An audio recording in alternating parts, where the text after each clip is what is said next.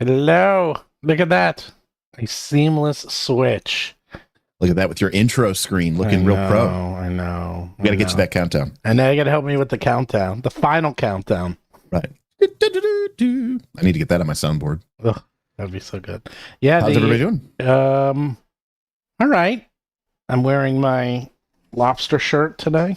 Okay. Is that because you're eating lobster today? No, I was on vacation for the holiday weekend, and I think, you're supposed to go on vacation and come back all energized. That is typically how they do it, yeah. I went on vacation, and I feel like I don't want to do anything. I think That's actually how it normally works for, I think, a lot of people, is when you're coming back from a long vacation, you kind of have like this phase shift lag from, not even necessarily jet lag, from the vacation, where you have to, like, a lot of people I've talked to, like, get your mind kind of like moved into that other work phase. And so it takes a little while to build up momentum.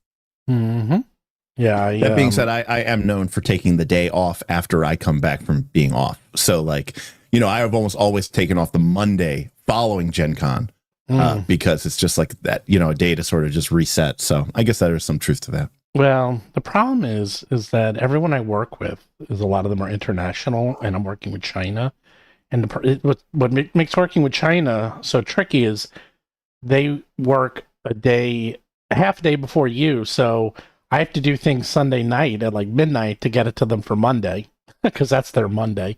And so, by Monday, Memorial Day, that was already Tuesday for them. So, and I needed to get stuff to them. So I had to basically work right away, because if I waited an extra day, before you know it, it'd be Thursday over there. So yeah, can't do that. The problem. Anyhow, I'm slowly getting myself back into it. But I watched Paizocon, and That was very exciting. It was a very exciting Paizocon. It was interesting. It was better than the past remote Paizocons. I did enjoy it, but I don't know if I'm furious or just disappointed or angry or upset, or I don't know, all of the above, because Paizocon was probably my favorite convention, other than... It's very special, the in-person Paizocon. It definitely is. Good. And let me tell you, as far as I know, and it's unofficial, they're never doing it in person again, as far as I know. Yeah. Oh. I mean, it's very expensive, and now people live remotely. It was like one thing when everyone could do it, and they all lived there, but, how are they going to even get people there? So... I don't know anything about that, but it kind of makes sense given, like, Steven, you and I were there last year in person. Well, last year, yeah, it was and not great. There were not very many people there. Well, they told them not to come, and then they didn't come. That's exactly what happened. Like it's extremely limited. Don't come. So no one came. Like, well, no, I mean, but they didn't run out of, like... They didn't run out of the limitation. Right, that's the problem. It's like they made it extremely limited. They always sold out of Paizocon every year. And this year, they're like, okay, it's extremely limited. So no one showed up. Even with the limitation, they didn't fill it. No. It wasn't even Sometimes close. When things are extremely limited, they actually makes it more popular. Like Starfinder, when it came out, was extremely limited. And I think that actually helped Starfinder in some ways. Obviously, the company would have made more money if there were Starfinders there at Gen Con to sell. But the fact that, like, the fact that it exceeded all expectations based on what a science fantasy RPG could be or could sell, made it a bit of a sensation in that regard. No, that thing sold out so fast. So real quick, because I want to get better at doing these things correctly. Welcome, everyone. We usually hang out for about 15 minutes. So if you're watching this on Memorex, you can skip forward if you don't want to hear us BS and just talk about our weekend, and then we'll get into the topic.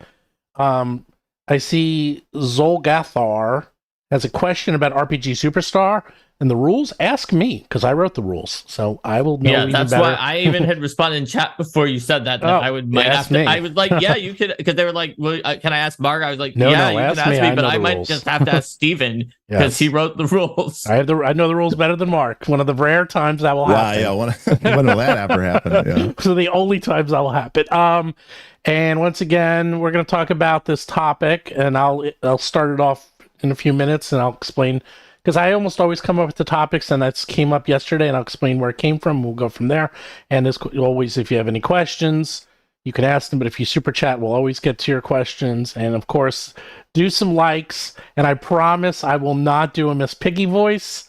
And maybe we'll. But wait, we promised from the last time's likes that Derik was going to eat a lemon this time. Oh, that's so right. If we get enough likes, we get enough likes. Oh, look at that! Derik has a lemon. He brought the lemon. He brought the lemon because we promised that he would eat a lemon for likes this time if we got enough last time. So if we get enough likes, he has brought the lemon. It's ready. He's gonna eat it. Don't say I don't come ready to play. You don't. I mean, you do. I have an update. I now eat salad.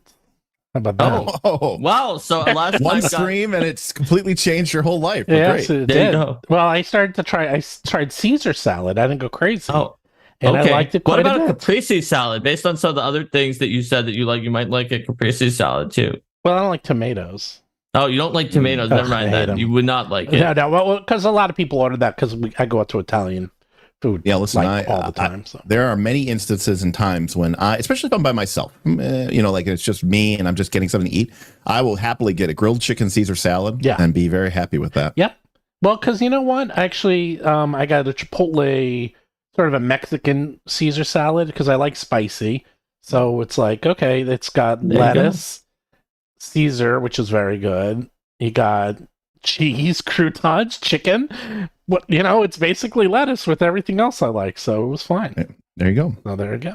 Plus, I think a lot of people who have a bad connotation with salad just grew up probably eating iceberg, and so like romaine, in my personal opinion, has a lot more flavor and a lot more goodness to it than just plain old iceberg. Yeah, we're going back into talking about salad. It's like bringing in the people. That's a callback to our salad episode. To the episode last time with Derik, where I didn't say I didn't really eat vegetables, so now salads is the first step. We'll go from there. So are we ready for you to dunk on all these D&D players, Steven? Is that what you're going to do today? No, I'm not going to dunk on D&D players. I don't think so, because Steven, so it's interesting. I'll be the devil's advocate. Derik, you and I both thought that based on the name of the thing that was on the title card, it was going to be about why specifically D&D 5e players are the least likely players to have played anything else or to play anything else, which is a good topic. But there's also Steven's second topic is that many RPG players of certain games, which also includes Pathfinder, have one main game and don't want to branch out that much and to have some reticence. And that's what Steven, I think, is going to focus on more. But there's two subtopics. And I think they're both very important and interesting. So Steven even includes his own group in the people who won't try things out more.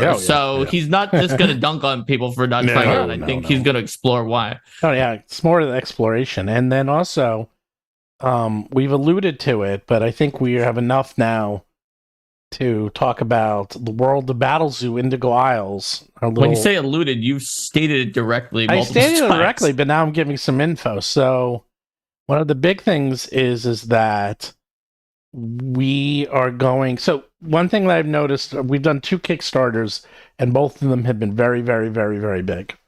And now I'm going to try to do them much smaller, but also now we're more established, so it was a little easier. Yeah.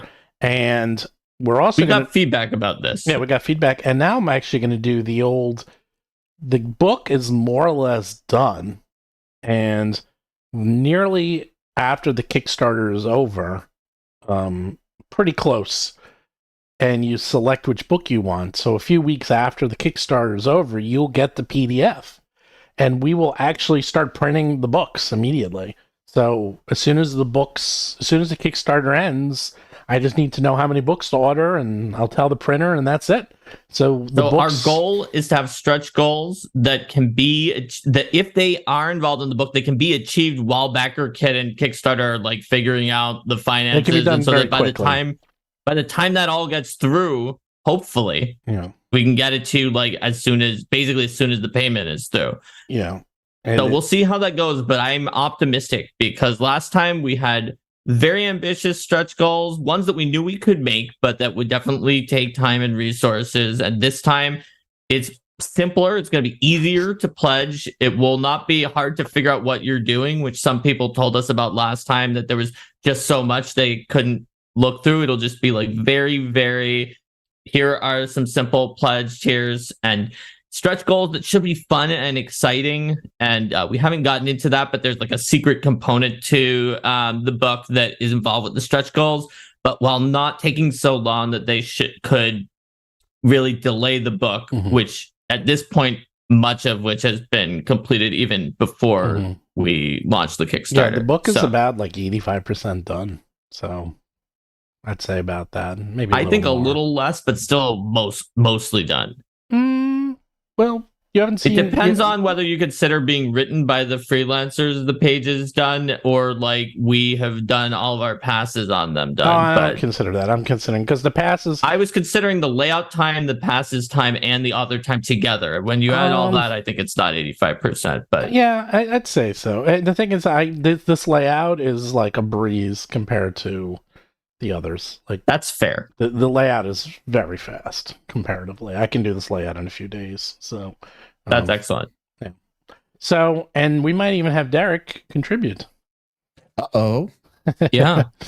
Actually, that's something else. One of the big things we'll talk about this later. We won't tell people which one's mine, and we'll see if they can figure it out. So Derik is going to be involved in that other secret aspect that we haven't revealed yet. That is also involved with the stretch goals. But I will talk about one of the cool things is that in the Indigo Isles, I mean, if you have the Jewel of the Indigo Isles adventure path, we have map of the Indigo Isles, but you will actually have some islands that are going to be created by backers.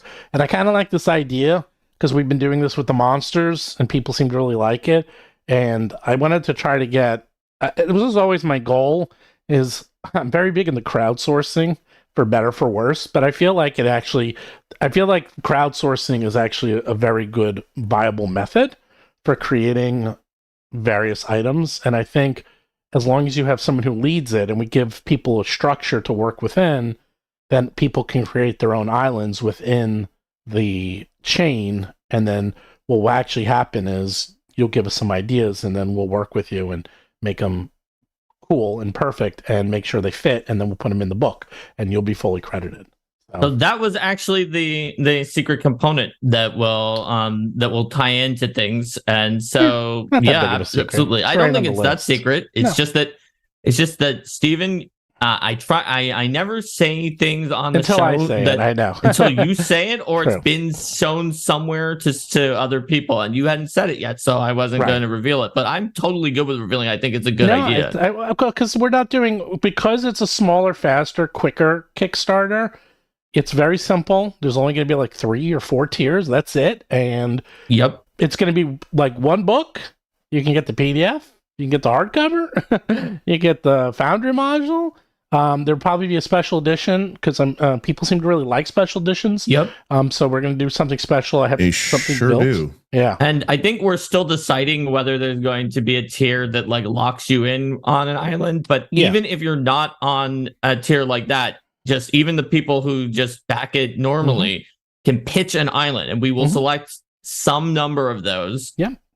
And it's possible the stretch goals may increase the number of people who get selected from that and other things like that. So it's that extra island section that gets expanded, because that was one that is easy to expand without going crazy, without scope creeping the book and making it come late. And you can put in tons of cool content without making it come later. I mean, what do you think of that, Derik? I mean, this is the first I know you've heard of this. We haven't spoken to you about this. I'm just curious. Like, this is what I'm trying to do. Like, I'm trying to get the community more involved with the world of Alucard and kind of make it your world. Like, everyone does this, but I'm trying to make it people really help build this. Yeah, well, even outside of that concept, I mean, number one, it obviously really helps fill in the spaces. But also, too, I always talk about how in my campaigns, I find that I have a better buy-in when, the people who my players are helping me essentially kind of create the world. So, I think it's really, really neat. We're talking about different RPG systems, and last week we did a stream about Traveler, which I see some people were talking about it in the chat. And a patron of mine came on. We gave away some Traveler books, and he's been playing it for 40 years or whatever. And they introduced me to this thing called TravelerMaps.com or TravelerMap.com, where it's the galaxy. And it's so big, obviously, because it's the entire galaxy. Like, they'll just take you just tell them, oh, hey, this is the system I built. This is the star system I built. And they just upload it into this ever expanding map And I thought it was so cool and so neat. And that's the fun of these kind of community wide ranging activities. And obviously, there's challenges that go with that in terms of making sure everything is up to par and stuff like that. But I think it's cool. I mean, I think it's fun to be able to, I think it's probably one of the advantages of being large enough to do something at this scale, but small enough to not like have it be in just a cluster. Yeah, I mean, I'll talk about this for one more minute, and then we'll start a topic. But I mean, I feel like we kind of lucked out because obviously we did RPG Superstar, so I got used to working with individuals. So and that's over 100. That's true. So and that also has been very successful for you and for the book. So well, people want I mean, it's a big deal, like to have your idea there, and then suddenly people are playing it. I mean, people are talking about different monsters yesterday in the Discord, and they were saying how they use some of the monsters in their games, the RPG Superstar monsters. And then people are like, "Oh my god, that's my monster," and I'm like, "Yeah, isn't it cool when like someone uses your monster in their game?" And you're like, "Wow!" And you're like, it's just neat, And I was trying to think of another way to do that using lore. And the nice thing about lore is it's system agnostic. You don't have to know anything. It's just lore. You don't have to know the rules for Pathfinder or 5e. And if you do something like that, we'll adjust it. We'll make sure it works. So that's the cool thing.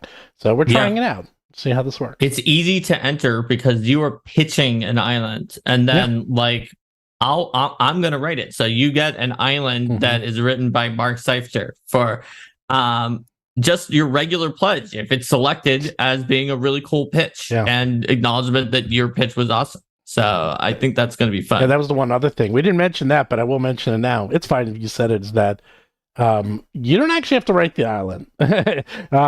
You could write more if you want, but you just have to give us a pitch, and then Mark will write it. So not only will you get an island, but you'll have an island written by Mark Seifter. And that's also for people who are wondering, like, how are we sure we can get it done that quickly when you have to deal with a lot of people that might not give you the words? Well, you had to have submitted the pitch for it to be selected already, and then I can write it after that point, and I'm sure I can get my words in on time. Mark is pretty fast. I'm not too worried. Yeah, that's what I'm saying. I'm sure I can get my words in on time. Exactly. That's why we can be sure. That's how come we can do this. If we had to go to the other people, they might have been like, "Oh, well, I didn't finish it, and I need an extension or something like that." Anyhow, so I had this idea yesterday. So I found finally a board game group near me. I was so excited, and I went last night. And it was a good 30 minutes away, but I finally found actually a really nice board game store. It was really big, and they had a ton of games. They didn't have my books there, but that's okay. They didn't have a huge amount of RPG stuff. It was mostly board games and video games, and that's cool. And something like 15 people showed up, and I don't know any of these people. And they came in with these huge cases, the board game cases, and they were pulling them out. And we're sitting around trying to decide what to play. And every person brought like 5 games with them. So here we have a table filled with like 35 huge board games, all of which are $100 plus. These are huge games. And I'm sitting there thinking, it's amazing. Like, you almost want to sit there and just play as many different types of games as possible. And I myself have dozens of board games. I'm a big board game person. When I lived in Manhattan, we would play board games at lunch every single day for years. And I played a lot of different games. Most of them were short because I did them for lunch. Couldn't be longer than an hour. But we played tons and tons. And that was also in the early 2000s when board games were really exploding, and like Carcassonne. For the Renaissance and stuff. Yeah, that was when the Renaissance really began. And so we just taught this past weekend. We just taught Bob from our channel Carcassonne. Oh yeah, I love. We played that point. That's when Carcassonne was coming out with all the expansions. We played every expansion, by the way, of Carcassonne. You name it. And I was thinking about it, I'm like, how come it's so easy to just jump in? And so yesterday we played Ark Nova. I didn't know how to play. And Good game. they showed me how to play. Took like 15 minutes. Came in second place, almost won, did very well. And I was like, that was fine. Yeah, it's a little complex. And I had to like sit there and really pay attention. And the person who explained the rules was like 10 out of 10. I mean, this guy did a fantastic job. But I'm sitting here like, why is it that people will play any number of board games that don't seem to have any problems? But when it comes to role-playing games, not just D&D, but any, Pathfinder as well, like you're like, oh, let's try something else. No.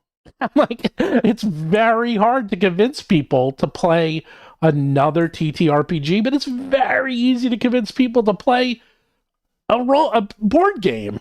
I have an answer. Why is that? I have the answer. Okay. Let's hear Derik's answer first. Yeah. And the stream's over. Okay. Yeah. And for starters. Well, for starters, I'll say that, it's very hard for me to sympathize with that. Last weekend for Bob's birthday, we played a one shot of World of Dungeons, which is a hack of Dungeon World by John Harper. Then that following Friday, we played Pathfinder 2 Abomination Faults. Last Friday, we played Legend of the Five Rings, the 5th edition. Not 5e D&D, but the 5th edition of Legend of the Five Rings. And then this Friday, it looks like we're going to be playing Traveler, all while preparing to play our Root game. So for the show. So that's like 5 different RPGs in like 2 weeks. But the answer is because those board games are discrete.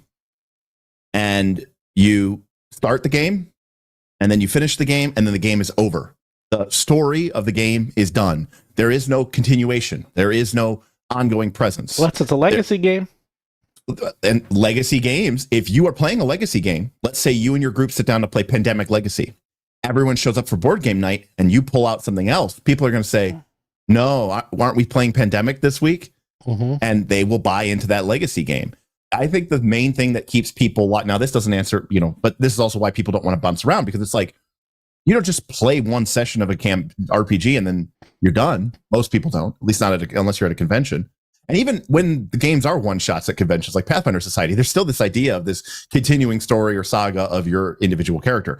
People view that as an investment. And so they only get a certain amount of time to play RPGs.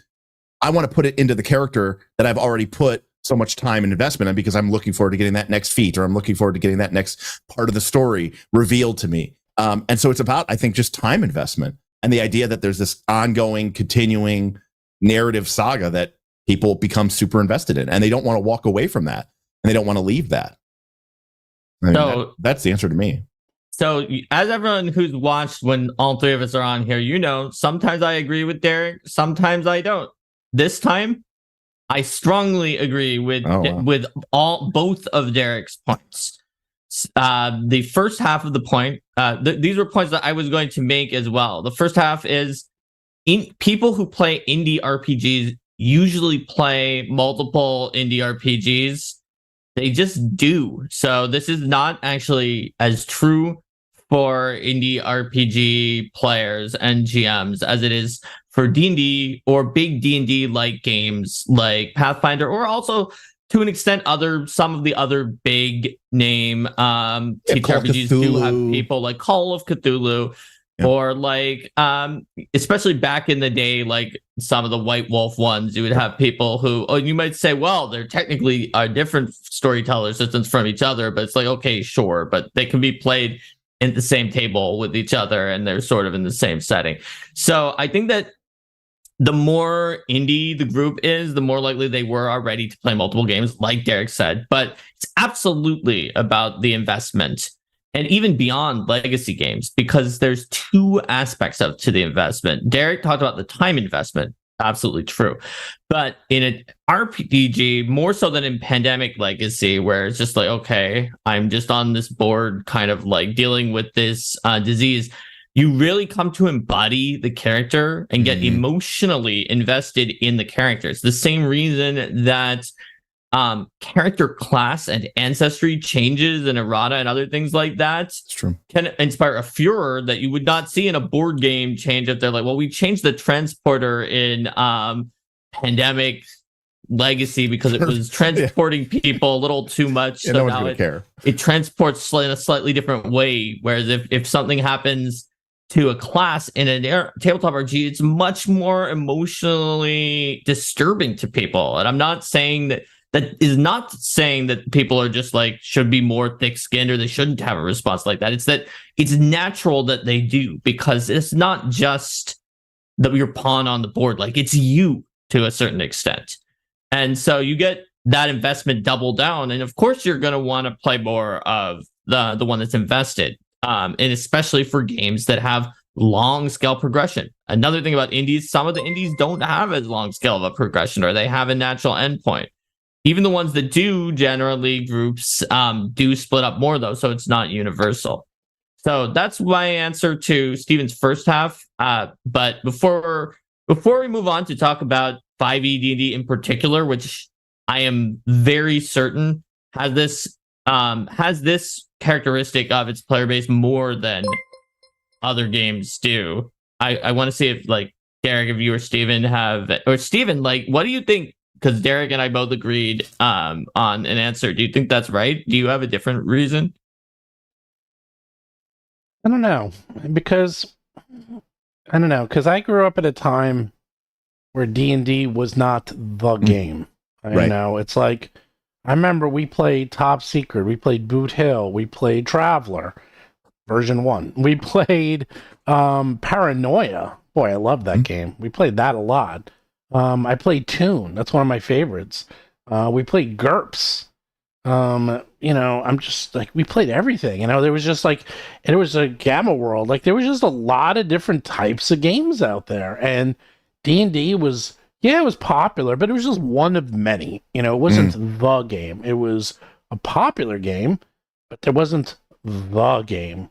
And we would just try stuff out. Now, I was a kid. So was it a combination that you were a kid and you had and you had a lot of free time? Well, yeah, but people are kids today. And right. I would say in general, people who are probably getting, let's say you're in your late teens, you're in high school, you get introduced to 5th edition D&D. Now you're in your early 20s or mid 20s. You've been playing 5th edition D. My experience, and this is a very broad generalization, the zeitgeist that I hear from, content creators and Redditors and stuff is that by and large, this group of people is pretty well and truly entrenched into either, 5th edition D&D, or as Mark was saying earlier, there's plenty of people who are diehard Pathfinder fans, Pathfinder or bust, they won't play anything else. So, maybe there is some truth to that, Stephen. I don't know. So I don't think it has to do with the age. Because again, I think it's what if we're talking about that era, it's a different era now. It's right. There's just a difference in the amount of like marketing and like the depth of content that you can get sucked into just for the one game than there was back then, where it was just kind of more grassroots. Keep in mind, I'm much older than you guys. It's like, like cable was still new when I was a kid. Like I was the only house in the street that had cable. And my parents, oh my God, they got a VCR back in like 1975, and this thing was like this big, and it had like a front loader, and the remote had a cord attached to it. That's how old it was. The point is that there wasn't a lot to do back then, right? So if your buddy picked something cool looking up at the bookstore and brought it over, then you're probably gonna. No, you don't know. You don't have an internet or cable or other way to find out about it. There was like 5 channels on TV. That was it. Whatever was on. After midnight, TV just went dead. You didn't have things on after midnight. There was no internet whatsoever. Right. I grew up with no internet either. I was younger, obviously, but not like I wasn't like a teenager or anything like that. But as a kid, I remember there being no internet, and it just like even thinking about that, it just feels so quiet. Like just. There's like literally nothing you can do except sit there and read the rules to GURPS. Right, we were bored. Because what else are you gonna do? I was thinking of the kids on bikes, like Stranger Things. And people are like, "Oh, Stranger Things!" Like I know this Stranger Thing gets a lot of hate, but to me, the kids in Stranger Things are literally. I was the exact same age as those kids. Everything they do in Stranger Things, I did.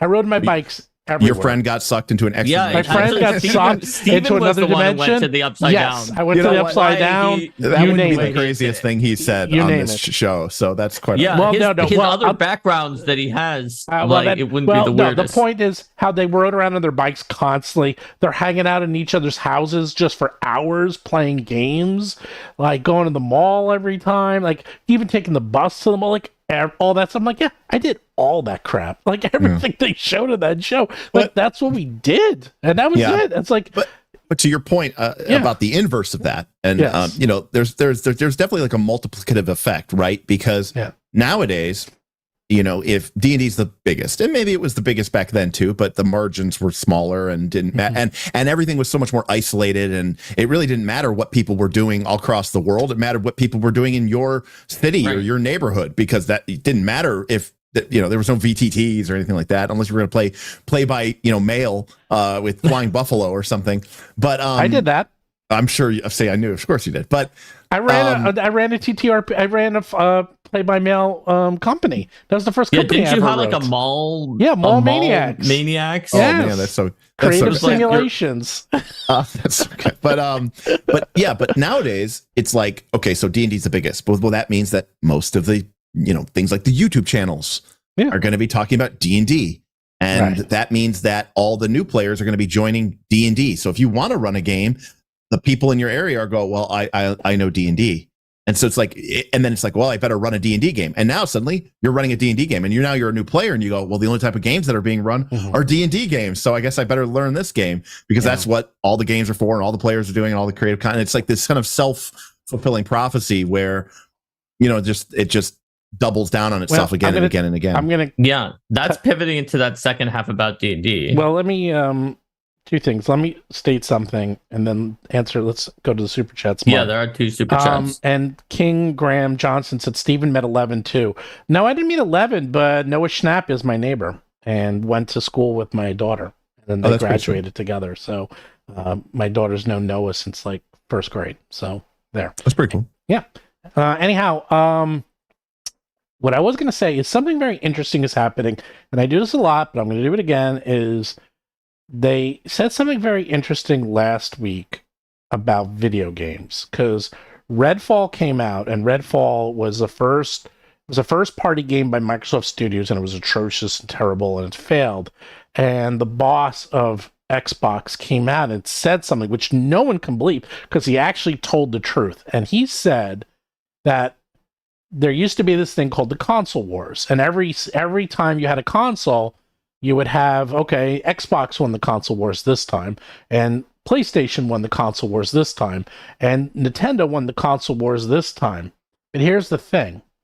He said the console wars are done, because for the first time ever, people now, because they buy their games online, they don't buy physical copies. You are now into an ecosystem, and you're stuck in that ecosystem. So if you play Nintendo games, you're going to continue to play Nintendo games. When you buy your next system, you continue to buy them because your games will stay on that system. And the same thing when it comes to PlayStation. He goes, those people are not moving. Like in the old days, people would move from system to system. People don't move anymore. My point being is that this is what D&D is hoping. Like, the pricing structure from last week, I didn't realize this, but Mark, it's actually worse than I thought. It's $60 if you pre-order the book. But it's more than $60 if you don't? It's 70 if you buy it. Oh my goodness. In the store, but you get the version for D&D online for free. Oh, so the 70 gets D&D online, but the 60 does not? The pre-orders don't get D&D online? I don't think you can get the 60. You can only get a $70 book. And the point is... No, but if you pre-order and get the $60 book, but you don't get the D&D online. No. You do not? Okay. No, you do not. And so it's actually 70. And the thing is, they're trying to lock you into the ecosystem. Oh, and do you mean like Beyond? Or do you mean Beyond, actually DDO? Like D&D Beyond. The old MMO. The old MMO. I think it's still out. No, it's still out. Yeah. No, it's old even if it's still out though. But my point is they're trying to lock you, and they're not idiots. That's what they're trying to do. They're trying to lock you into the D&D ecosystem so you never leave. Sure. Especially if you have all your books there and you're spending $70 a book.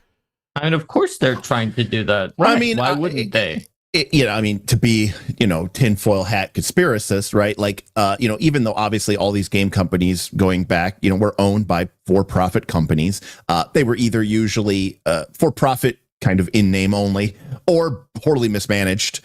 And so it really wasn't, I think, until probably Hasbro acquired Wizards of the Coast that you had what we would consider today to be a big conglomerate multinational corporation in charge of the world's largest role-playing game, or any role-playing game for that matter. Mm-hmm. And so you have to wonder how insidious that effect has been, right? Everyone goes, marketing doesn't work on me. Well, that can't be true, because if everybody said that, marketing works. Like, we know this, it happens.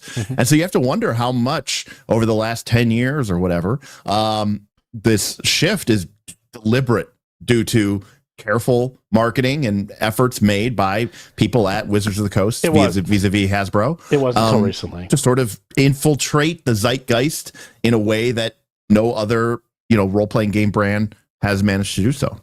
Well, they're definitely trying to lock you into an ecosystem, because by everything they're doing, the more and more I see it, the more and more I realize their master plan. Every day that goes by, it's like an onion getting peeled. Like, I see more and more. And, they're obviously putting all their eggs in the basket of everyone will go online. Everyone's going to use their online system, and they want to move everyone online, and even making the books expensive, because they're like, the book's $70, but you can buy the same book at D&D Beyond for 10. It's like, okay, I wonder what I'm going to do, but you can't get a PDF because they don't want a PDF, because PDF is outside their gated community. They you kind of own the PDF, whereas with D&D Beyond, they could have that tied to their thing. Yes, they want everything within their gated community. They want everyone to play in their gated community, and they want to make sure that you aren't playing other game systems. And it's not an accident. And, even these stuff, like, I was thinking a lot about that D&D, the D&D trade show, whatever, that show they had like a month ago, where they didn't talk about D&D at all. They talked about the movie. They talked about the lore. Oh, yeah, right. The D&D Live. D&D Live. They did talk about D&D. It was all the way at the end. They did. It was like fairly substantive section, but it was all the way at the end after everything else. Because they're trying to turn this into a lifestyle brand. They're trying to turn this into an identity brand. They're trying to turn this into something that it's not, which is a freaking game. And by doing that, you are going to be stuck in the D&D ecosystem, because how many times have you guys heard in the last 6 months of people who are trying Pathfinder and saying, I'm not saying Pathfinder is perfect, but you see a lot of people saying, oh my God.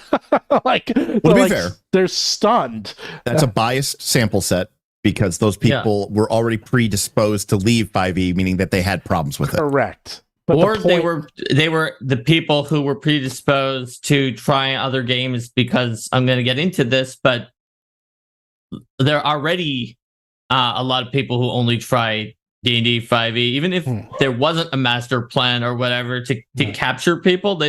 They're probably going to succeed at that plan, because they don't even have to do anything, and they're already going to get a lot of people to just stick with them. So do you want to read those super chats? Yeah, let's do the super chats. So Forlorn Knight agreed with Derik and me that TRPGs are long-term emotional and cognitive investments that most people only have so much focus to spend around. So see, there's some people agreeing. Also, it looks like we're getting close to 100 likes, and so Derik's probably going to have to eat a lemon pretty soon.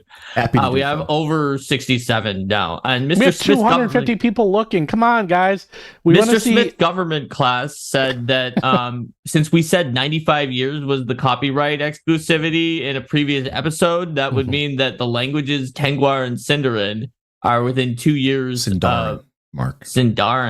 Okay, sure. I don't know how to emphasize the Sindarin is coming up in 2 years. And Mr. Smith's government class said, us linguistics majors are coming for you, Tolkien. He's a linguistics professor, so he probably has had linguistics majors coming for him before. There you go. I look forward to that. I think there's another important point which someone made. I lost the message, so you know who you were.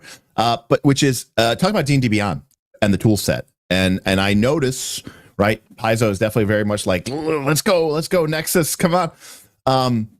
I have seen people's faces react when you try to tell them about a new RPG system and they realize that they're actually going to have to like learn it and like do it with your hands like it's a baby's game, right? Like they're like, wait, where's the automated script that handles all of my choices for me and just says pick one of these 5, and you go, oh, that one, okay, and then moving on, right? How many people I've seen who've been playing Pathfinder for a long time but like can't build one without Path Builder because like, you know, everyone forgets about the 4 boosts at the end of character creation or something like that because they've never had to do it on their own. Well, once you leave the D&D ecosystem behind, and you know, certainly once you leave the Pathfinder ecosystem behind, these other games don't have that level of sophistication and support. I mean, some of them do, obviously, but for the by and large, they don't. And so it really is on you to really learn and master and sort of invest in the system and really learn it. For as much as a lot of these people play Pathfinder or play Dungeons and Dragons, a lot of them have no freaking clue how to play the game because it's always been played for them. And yeah, like I think that's also a huge barrier to entry. People are just like, I don't want to learn. I'm just here to like, you know, roll dice and have fun.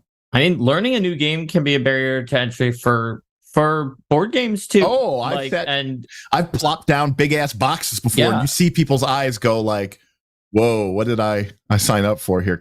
Let's just play Flux." You know, like there's just like this immediate knee jerk reaction. Yeah. Whereas I'm the person who gets excited and I need to read all of the rules before the game, and even if someone's like, "No, this is the game where I need to teach you the rules," and it's like, "No, I really want to read it." Then it's like, "No, but the rules are actually really badly written, and so it's hard to understand." I'm like, then I really want to read it now because I can learn a lot about game design by how badly those rules were written and why people aren't understanding them. It's poorly written, Mark. Poorly. What? It's poorly written.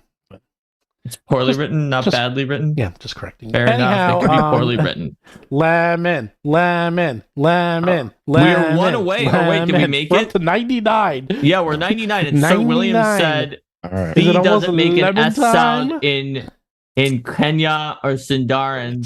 Stuck at 99. It's stuck. The original. Did I like my own stream? I don't know if I liked my own stream. Oh, it's 100. Derik has to eat the lemon. All right. 100 lemon. Okay, let's see. So first he peels off. Oh, I didn't realize that. I think he just went like all in. It's just like an orange. I mean, like you could obviously eat it like that. Oh, look at that! Wow, look at that! He's eating a lemon.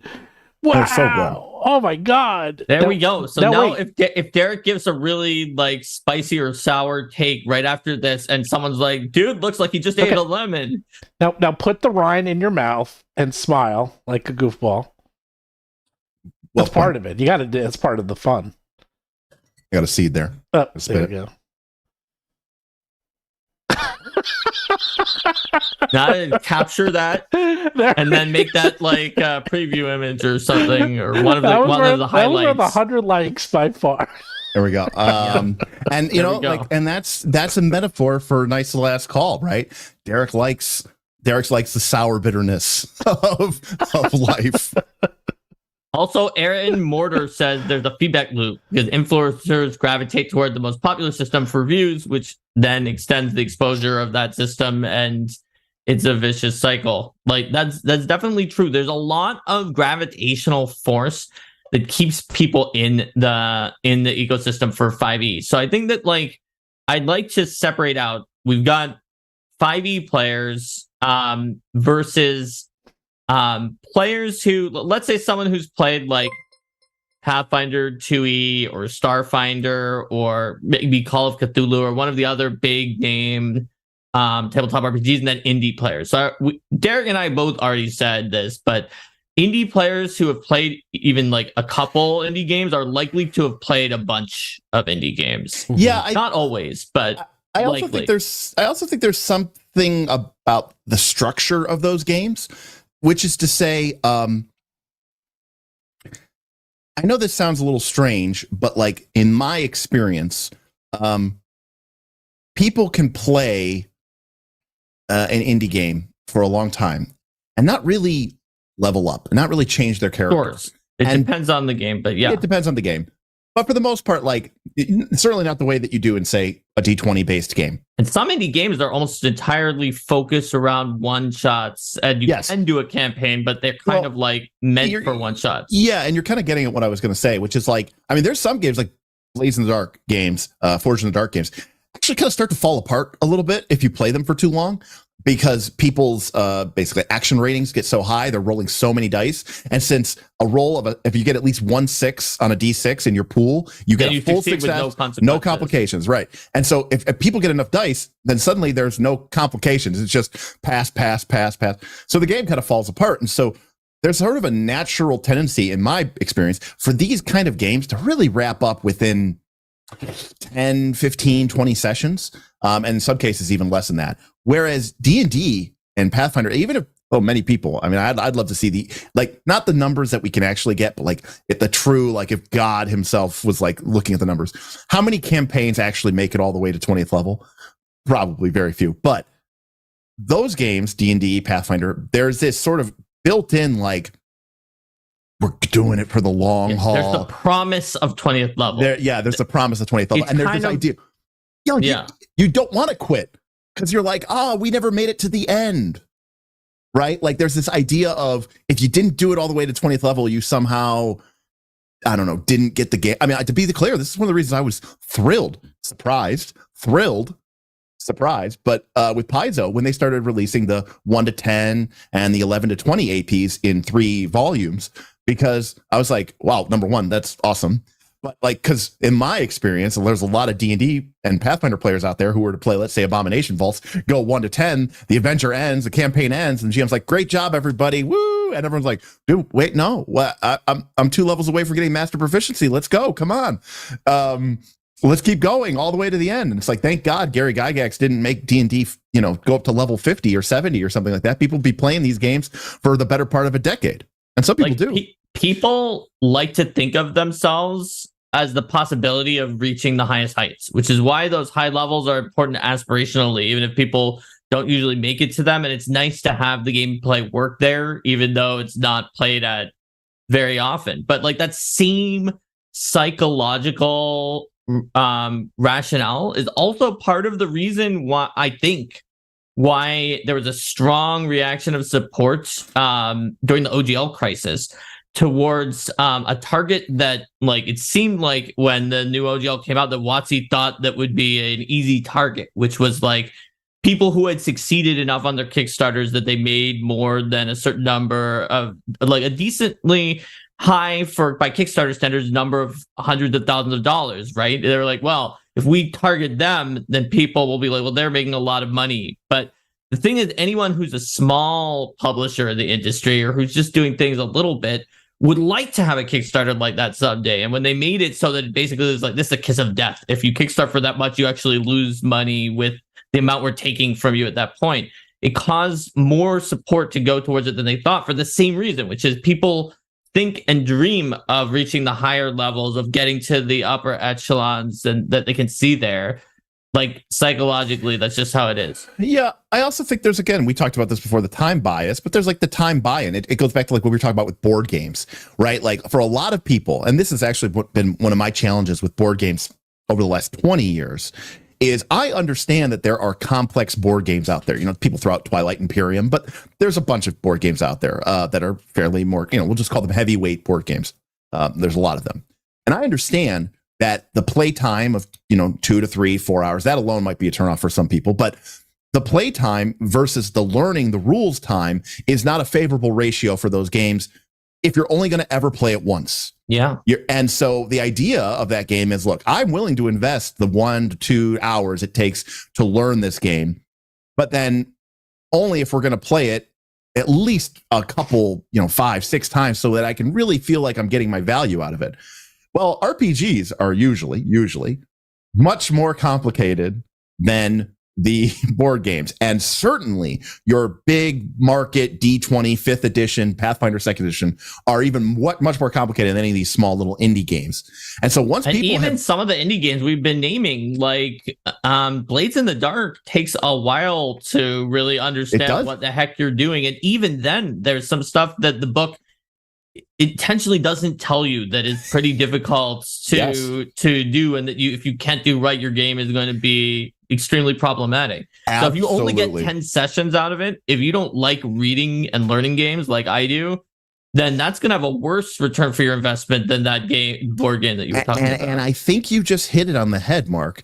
I think back in Steven's era, when you and I were growing up, like, people who liked to play RPGs were also the same people who liked to own and read and learn rules about RPGs. Like, those two, the Venn diagram of that was nearly an overlap. Nowadays, you have a lot of people who, like, I'm going to pick on somebody. We have a guy, a great patron of ours, loves lightsaber fighting, but doesn't like Star Wars. Right, which just seems crazy, right? Like the idea that you might you're like, oh, I'm into lightsaber katas and lightsaber dueling. But that makes sense. They like those combat scenes, but there are other things about the franchise that they really don't like. But my point is, we used to think of, like, I think D&D and Pathfinder back in the day was this like one in one ratio of likes the rules, likes the learning likes being involved in the hobby, and then also likes playing the game. And now I think that has separated. And I don't know what really caused that, but I think there are people who go, I don't care about learning these rules or investing in the rules or being a master of the rules. I just kind of want to play the game. And whatever you could do to make that easier is great for me. And whatever little amount of investment I have to make to learn the rules of the game, that's all I'm willing to make. And so I do not want to shift. I do not want to change because, like we were saying with the board games, like, well, these D&D games have a lot more rule investment. Pathfinder 2nd edition is not not a simple game by any stretch of the imagination. There's a lot of moving parts and pieces. Not a quick pickup, right? I mean, yes, you can get the gist of, D20 plus modifier versus DC. If you buy the beginner box, you could probably get in there with about as much time as you were saying for some of those board games, but that's too much for some people. It is. And the idea is, it's like, and I've seen people who balked at that. It's like, you look at a game like Powered by the Apocalypse, even if you're not going to do a one shot, and people go, how many sessions? Oh, we're probably doing like a 3, 4, 5 session campaign. And they're like, I don't want to learn a whole new game system just to play it for 5 sessions. They're like, if I'm going to sit down and play a game with you, it's got to be at least 60 sessions. I can't do anything less than 60 sessions. Like, people are crazy about this investment. It's weird. All right. So I'm gonna out you, Derik. Oh, okay. You have finished one entire playthrough of Gloomhaven and almost a second entire playthrough of Gloomhaven. Yes. Now talk about an investment. Oh my God. I couldn't finish one entire playthrough, let alone 2. Linda and I almost finished a playthrough, but then our friend Mike from Paizo was going to come over and play with us. So Linda unset up everything to the beginning state. And he didn't come. And then also we never wanted to reset up everything that we had again, even though we were very close to the end. When I played, I had to drive an hour to my friend's place in Connecticut, so I had to tear down and set up every time we played. How about that? See, I wouldn't mind doing that if it was like, we are playing for 10 hours. Like, we are going to get 3 or 4 missions in. Like, that would be pretty cool. No, we would do one a week, if that. Wow. But, it took a while. But that's the point. It's like... Okay, but how many people... Okay, but that may sound crazy, but it's like... I mean, how many people play an RPG campaign for, 20, 30, 40, 50 sessions, finish it, and then go, okay, next week we're making new characters? Wait. Let's back up. So my point being is that, and I'm really... I hate to say it, I'd say I'm almost... I guess I go through phases. I was more into board games than I was into RPGs. I've gone back and forth through phases. Like right now I'm more into RPGs than board games, but I'm trying to get back into the board game scene because I really enjoy it. That's me too. Is that what ended up happening was, so the first legacy game ever was Risk Legacy. Risk Legacy. And the reason they designed Risk Legacy is that they did all this research. And the research came back is like, what was their favorite part about playing a game? And everyone, by far, the number one answer was opening up the box. So they were like, but they thought about it. And they're like, okay, why is it like it's not learning the rules? It's not even playing the freaking game. It's opening the freaking box. So I wonder, did they ask that for Risk Legacy? No, for no, Risk in general. So for Risk in particular, for all board games. And okay, that's because Risk is incredibly unfun to play. So that might be true for me with Risk, whereas it's not true for me with other board games. I also don't like Risk. I play all. I have Risk 2210, which is one of my favorite games. I have the limited edition Risk Spec Ops Black, which they only made like 1,000 copies of. I have that, which I still haven't broken out and opened, and I even have the expansion for that. If you're going to play Risk, just play the Prisoner's Dilemma and save yourself some time, because it's entirely a Prisoner's Dilemma about like who's going to king make who by attacking empirically against the other person, so the third person wins. Risk 2210 is very good. Anyhow, the point is that from that, they decided to create a legacy game, which was the first ever where it was a game that remembered what you did and everything. And then from that, it exploded, and you saw little legacy games here and there. And I was always looking out for them. And then Gloomhaven came around, and that was the end. Because now everything is a legacy game. There's like every game is either legacy or has a legacy option. And now board games are becoming role-playing games.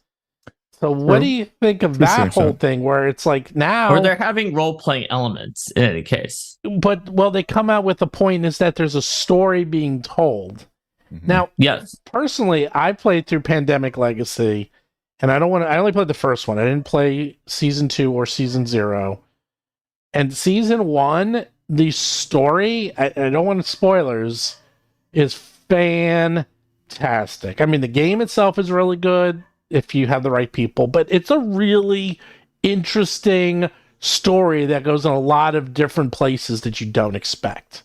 So my point is that you can't really do that. You know, it's like what's happening? Are board games becoming role-playing games, or role-playing games maybe they should be more like board games where they're more like loosey-goosey and one and done, where you could just play them and don't have to worry about, you know, playing one game for 3 years, you know, like...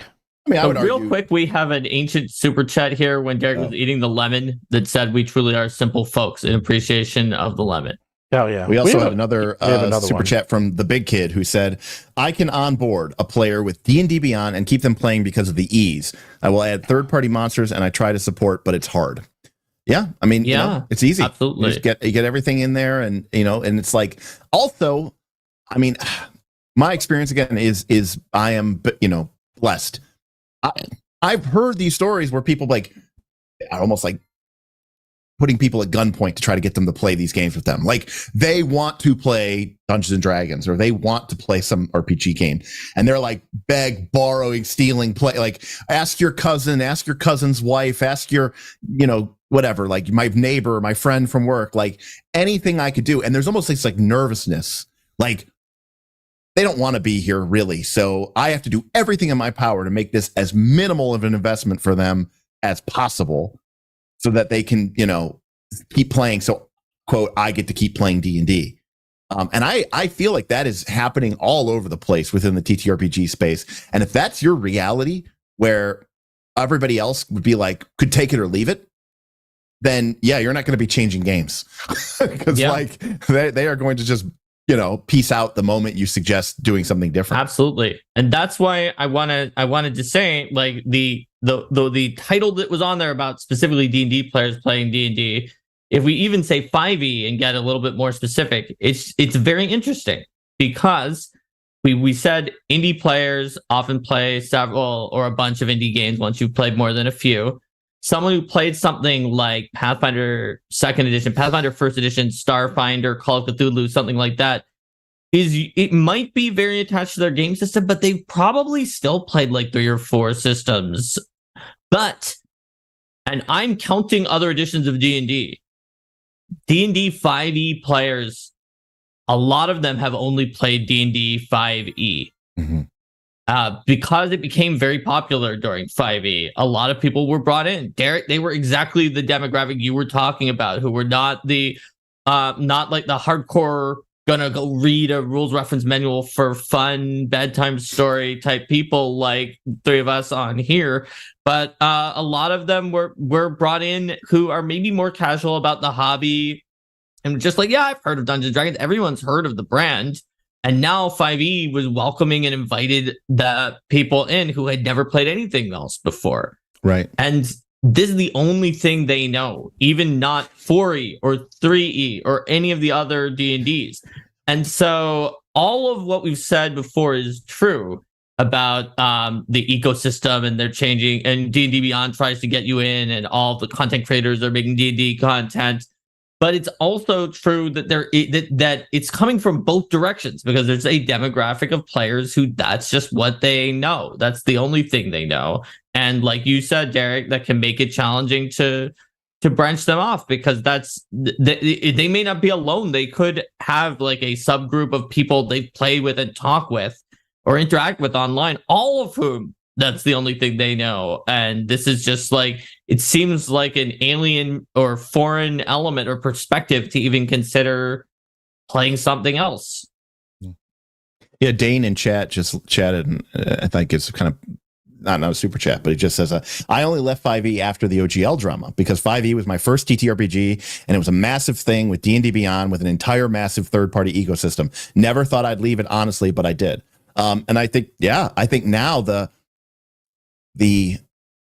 like you mentioned, Mark, the gravity, right? The slope of the pit that you are in now is way steeper than it has ever been before, right? And to leave D&D, you are leaving behind, the conveniences. You're leaving behind the player base. You're leaving behind the ability to just go, I'm going to go onto YouTube and find thousands, if not hundreds of thousands of videos from thousands of different creators, all addressed for this, to find a literal legion of third-party products designed to support me and my game. To leave that and to go into something else feels a bit foolish, right? It feels like trying to be the only guy at your factory who's using metric when everybody else is using, English style measurements. It's like, yeah, like sometimes you just got to get in line, because like the forces that are arrayed against you are just too overwhelming.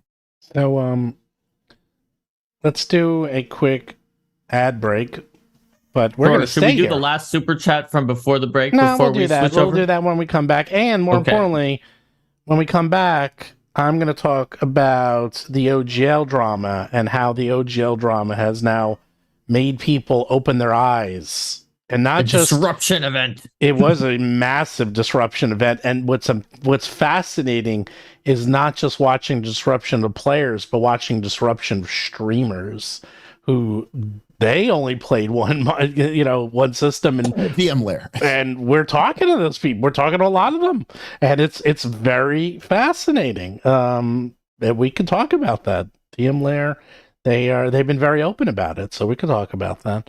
So I don't have here. Let's see if I can do this correctly. I might have messed this up. Okay, yeah, let's do it. We're just gonna do a quick break where we're just gonna say an ad-related thing. Oh, okay, sure. World of Battlezoo Indigo Isles is a brand new product that we are going to release a Kickstarter this summer. It's got all sorts of awesome content for playing in Indigo Isles. It's our first setting content book from the Battlezoo line. There are 10 ancestries and heritages in there, including not only some of your favorites from the Indigo Isles, but the all new ancestries, Baku, which are like Fae that are coming from a sort of like Fae mangrove forest that look like kind of like animals. You can see one on the cover here if we have the art up. That's like an octopus looking one. And there's Banog, which are like rabbits with weird looking ears from the realm of dreams, and Zolo, which are like I can never pronounce the name of it correctly. It's like Axolotl. It's not Axolotl. That's not how to pronounce it. But those type people who are aberrations that worship like ancient kaiju that have been defeated in the setting. And there's 10 new dragon stat blocks for the wild dragons, which are known to be hanging out on the Indigo Isles. You'll see one on the cover there, just hanging out with people. A short overview of the Eld, which is a sort of religion that worships elements to complement the balance, which has been significantly expanded to include pantheons, the dragon god Tablir, and more. There's dozens of story hooks for your campaign that are based on island and settlement overviews. They'll tell you all about the interesting conflicts and situations that are going on across these different islands.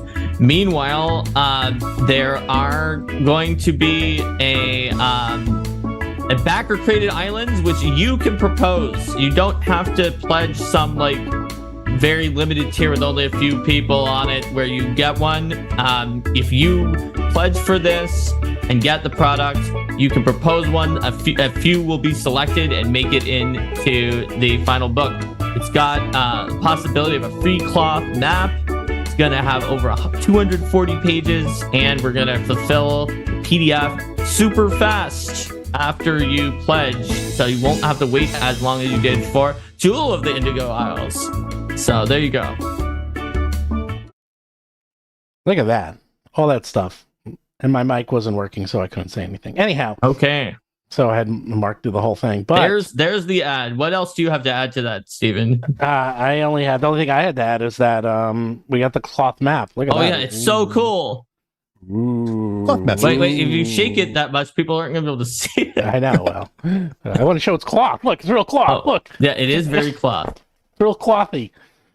So you got that. All right. Very cool. Very cool. So let's go back to it. We had Dr. Waits had a super chat.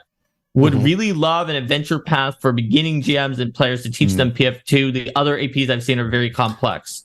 I mean, that's kind of what the beginner box is, right? But I guess that's just. But people have I've seen asking for like a longer form. Yeah, that's exactly. It's just the one.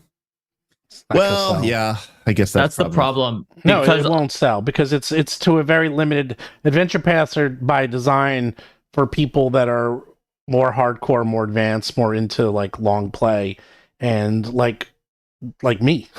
Like that's what you can have one beginner product that you channel everyone to, and the beginner box does that well. The problem is if you put in more things that are aimed towards beginners, is that you can have a target audience problem. Like, let's talk about the strategy guide from Pathfinder First Edition. If you think about Pathfinder First Edition and how hard it was to actually build the builds that actually work or are super powerful in it, if you're just starting out, it's based on the fact that it was based on third edition stuff where there was just a lot of archaic combos. The idea of a strategy guide that gives tips and helps you get into it, it's actually probably a really good idea that has a decent number of people who would vastly benefit from it. But the problem is that people don't like to think of themselves necessarily as someone who needs a strategy guide, even if they do. And the experienced players who definitely don't need it, that are interested in optimization but are beyond the strategy guide, correctly know that they don't need the strategy guide. So in a similar space, if you made a big set of products that were all for starting players, then a lot of people will just say, oh, well, I don't need this because I'm not a starting player. And people who were willing to try the beginner box because they know that it's been really recommended to them will go through that much, but maybe not a full adventure path that's tutorial. There are people who would want a tutorial adventure path, but I think Steven's right that it would narrow you down. Paizo wouldn't be able to do it. A third party who by their nature kind of are built around not needing to get as many sales as Paizo does to survive, like maybe could do something like that. That's what I think of when I think of a product that's more niche like that. So one of the things that happened with this whole OGL was obviously that people were disgusted, and boy, it seems like every day there's another issue with I don't know what's going on with them. They seem to have just decided to go full evil.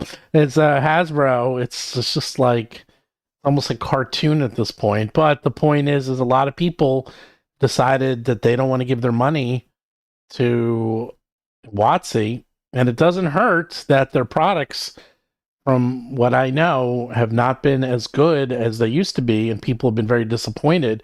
So it's a combination of a lot of factors. It's not just, if this OGL thing happened 2 years ago when they were really at their peak, I don't know if this would have happened as much, but they had a lot of rumblings that it was almost like, people needed an excuse to leave D&D. It was almost like everyone was like, something stinks around here, and they don't want to be the ones to say something. But then all of a sudden, the OGL gave everyone the excuse of saying, you know what, maybe we should try something else. It's like, yeah, I think so too.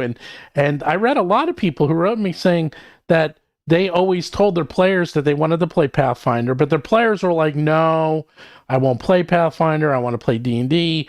And then after the OGL, they said, we're not playing it anymore. And I'm trying Pathfinder or something else. And if you don't want to play, then so be it. And you know what? Most of them, from what I know, they kept playing. They just moved on to a different system because the DM has the real power there. Like, if they say they're going to move to a system, they're going to move.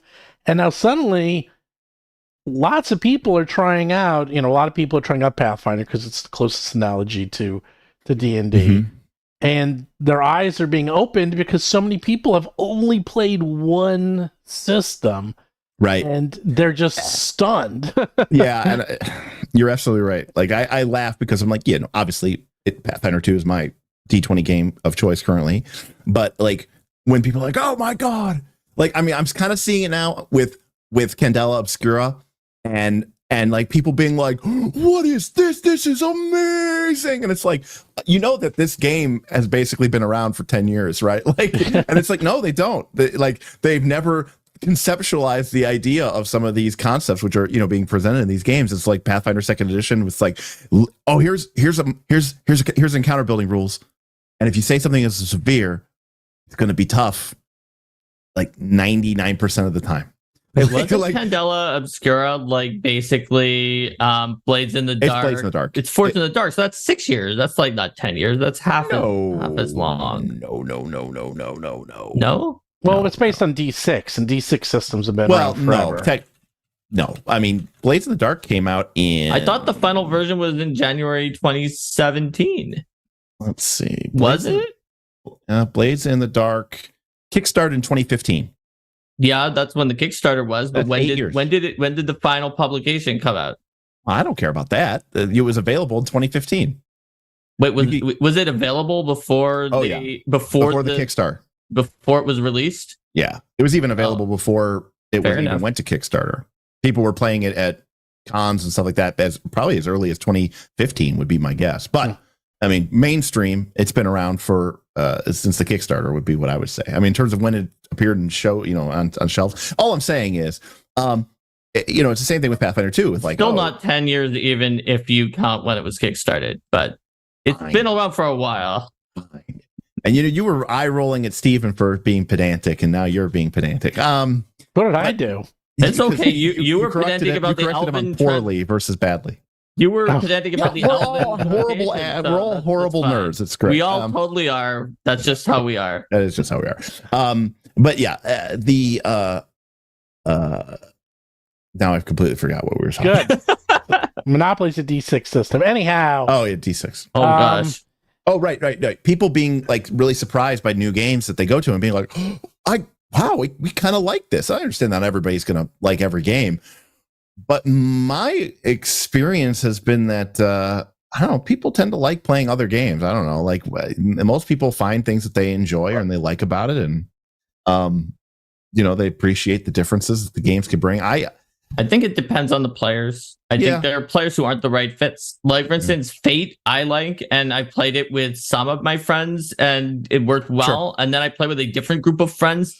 It was so bad with that group of friends who does really well in a lot of other tabletop RPGs, including Pathfinder and D&D. But like they were just like they were just like, well, on all of our turns we'll use an action that like is an analysis type thing where it's like, I'll study this guy, I'll treat an aspect, And then the one guy at the end tagged all of the aspects to do the thing, and it did a massive giant punch. Yep. And that is what they did every round of every combat. Sure. And it was always exactly the same. And they had a good explanation for why they were doing the exact same thing every round. It was hard. As the GM, I couldn't come up with any reason why they couldn't do it, because the thing they came up with was universal enough that based on their characters, high concepts, and other things, there was no reason they couldn't do that. But it was so repetitive, and they were just like, we're really bored of this, and we're winning big time. So it's like, we're not going to do this, and it makes sense for our characters to do. It was totally the players compared to the other group. If you grew up watching Power Rangers or Voltron, I mean, it was the same thing every time. Send the monster, fight the monster, can't beat the monster. Summon the Megazord. Oh, we can't beat it. Pull out the sword, kill it instantaneously. Rinse, repeat every time, every episode for all time future. But I mean, they sometimes had slightly different rounds of that combat, though, right? Like it progressed. This would just be more like this would be if Voltron and Power Rangers were like, okay, we see an enemy. What are we going to do? All right, well, the yellow ranger is going to like sting it with a sword, and then the blue ranger is going to do, and then they do the exact same 5 things. Then Rita makes it 10 times as tall. Then they still do the exact same 5 things. They don't summon the Megazord. They don't summon the Dragon Zord and make the Ultra Zord and all the other things, because they're doing the exact same 5 things over and over again works. Right. Well, don't people though in glass houses shouldn't throw stones, because there are plenty of combats in Pathfinder 2nd Edition that, at least in our groups and our tables, play out pretty much exactly the same. I'm not throwing stones against the system. I'm throwing stones against my players. Because my other group of players that was a different subset of my friend group didn't do that, and they did really well in the system. Like, let me ask you a question. Are you familiar with the? I'm just picking on this one because it's super simple. Are you familiar with John Harper's Lasers and Feelings? I'm not as familiar with that one as some of his other work, like Aegon and Blades in the Dark. Lasers and Feelings is a unpublished 1-page RPG, and someone made like a sword, like a fantasy hack of it called Swords and Sorcery. And the idea is basically your character has one stat, and you get to pick it, but when you make your character, it's either a 2, 3, 4, or a 5. And if you want to do something that involves, let's say, might or brawn, you have to roll under that number. And if you want to do something involving magic or intelligence or perception or charisma, you have to roll above that number. So you can, on a D6. So if your number is really high, you're really good at doing strong stuff, but you're bad at doing the more subtle stuff, and vice versa. Or you could pick something in the middle or whatever. And it has a couple other rules in it, but it's very simple. Literally, your character sheet is also the rules to the game. And it's all on one 8.5 by 11 sheet of paper. You just hand them and say, here's your character sheet and all the rules to the game. And I've always been wondering, because, people, we did a video a long time ago, was like, which is the better game to introduce brand new people to RPGs, Pathfinder 2nd Edition or 5th Edition? And my takeaway was neither. I don't think either of these games is a good introduction to the hobby because of the rules complexity. And I've never understood why those type of very simple, Honey Heist, Laser Feelings, there's a whole laundry list of them. These sort of micro light RPGs have never been more popular as a way to onboard people, because they ask very little of your investment. It's immediately grokkable and, produces sort of a fun experience without having to worry about a million rules. I mean, I know how many people are turned off by RPGs the moment they see the Pathfinder 2nd Edition rulebook. They go, I'm out. I think that when it comes to onboarding, there are different subsets of people who you will want to onboard. And one subset of people would do great with Lady Blackbird as their onboard. And those are people who ultimately probably would gravitate more towards narrative games. But there are some people who just don't do well with narrative games. I would say that my players who did the exact same thing every round in Fate are an example of that set of players. And so you would want to have a little bit more of a more mechanistic game to introduce them to. Although I still probably wouldn't introduce them with a system like 5e or first edition D&D or first edition Pathfinder that was not very fail forward. I might want to introduce them with something that would teach them good habits about sometimes failure is a part of the game. Mm-hmm. even a system that I don't like quite as much as those. Like, I know Burning Wheel has you can't level up without failing a certain number of times. Correct. Which is kind of cool. In terms of teaching, like especially like younger kids or new players, like that sometimes failure is part of the game and is something you want to actually aim for because it can make things more interesting. It is true that whatever they do first they're gonna pick up some habits from that game. Absolutely, that's true. That are going to affect them. So I might even start them with one that is almost chosen not because I like the game more to play overall, but for like helping to teach habits that might make them a more like generous role player who's willing to go and explore things that are less of a power fantasy of complete domination or something like that. Yeah, makes sense. There was a super chat from Reads the Promised End that said some 5e tubers seem to have dipped into other things, then they seem to have gone back. Do you think there's still tons of views there? I mean, I noticed that there was this original wave of content creators who are like, we're going to talk about a bunch of different other systems. And then like, as the drama kind of died down, I noticed that a lot of them probably noticed their views weren't as good. And they kind of drifted back to 5e. I mean, there are some that have, embraced sort of at least a dual, nature. But yeah, I have noticed that personally. Yeah, I think basically, especially the ones that have very high, numbers, they they did D&D. I mean, yeah, if you go from 100,000 views a video to suddenly to 20,000 videos a video, you're like, that's my livelihood. You're like, yeah, they're gonna go back. I was making $500, $600, $700 a video. Now I'm making $50. Right, they're gonna go back, and more importantly, in a weird way, I had thought about it. I'm like, D&D has also been in the news a lot. Like I know it's insane, but maybe they've they're just actually done so many things. Maybe I was joking. They're doing it on purpose. They might really be doing it on purpose. Right. Because you mean that no publicity is bad publicity Not strategy? really. I think that the OGL crisis is an example of the counterexample that proves the rule on that one. Yeah. Well, it's hard. I mean, I think that was bad, but it's not hurting them. It doesn't seem to be hurting them, at least not yet. No. I mean, it's like they could lose hard to say. half their player base and still be bigger than everybody else by far. So I know. That's kind of tough. Unless they lost half their player base to one other game. Yeah. Well, we'll see about that. So what is your thought about learning or relearning the rules for Pathfinder 2nd Edition, Derik? I watched your show yesterday. And yeah, we had a big show. We almost had 200 people in there. I wasn't live. But yeah, I myself, let me tell you what I thought, because Mark and I were talking a little bit this weekend. Yeah. Because I knew a lot of the stuff that was happening, but I didn't know. I knew about the spell schools. I knew about some of that, but they had some new things in there the last weekend that even I was like, ooh, they're really changing a lot.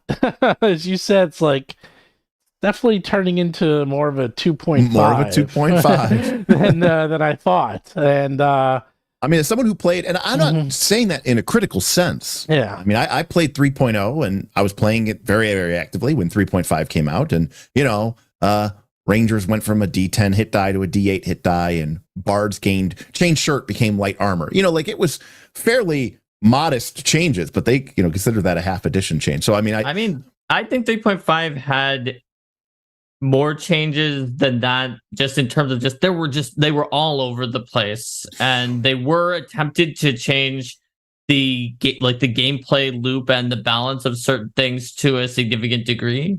Plus, they even changed who would the author list to be a new edition and sort of touted it as a new edition. But changing weapon groups and proficiency levels, and now War Priest is going to get master proficiency with weapons, and they're going to completely rebuild the Witch. It sounds like they're adding additional elements to the Druid. They're removing traits. They're changing the way that the rules are presented, which is more of a visibility thing than an actual effect thing. I'm not saying there aren't a few focus point changes. The focus point changes definitely are large ancestries are of the caliber of the 3.5. I don't think large ancestries is a change in the system. Like Steven and I wrote an ancestry that could be large that was in original PF2.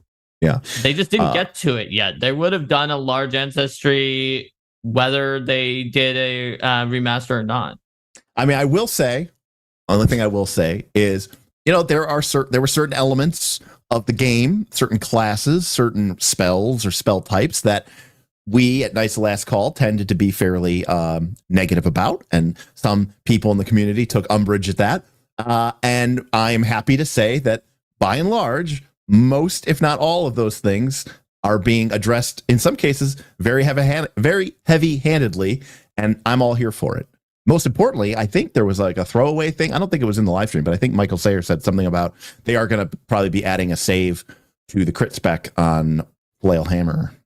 I think he may have said that, or he implied it. He didn't say it. He was just like, yes. Could I have added a save to that? Which is great, because I wanted there to be a save on that the entire time, almost. I guess since the playtest, when they all didn't, a very early playtest, they all didn't have saves, even the slow ones. And then, I ran roughshod with the slow crits back against with the other designers there, and I was like, they were just like, this is a problem. This is causing a lot of issues. I was like, yeah, these and the strip ones, they all need saves. And they were like, well, no, the slow one that you ran roughshod with needs save, but not trip. It's not as much. I was like, well, in some cases it's more, in some cases it's less. Right.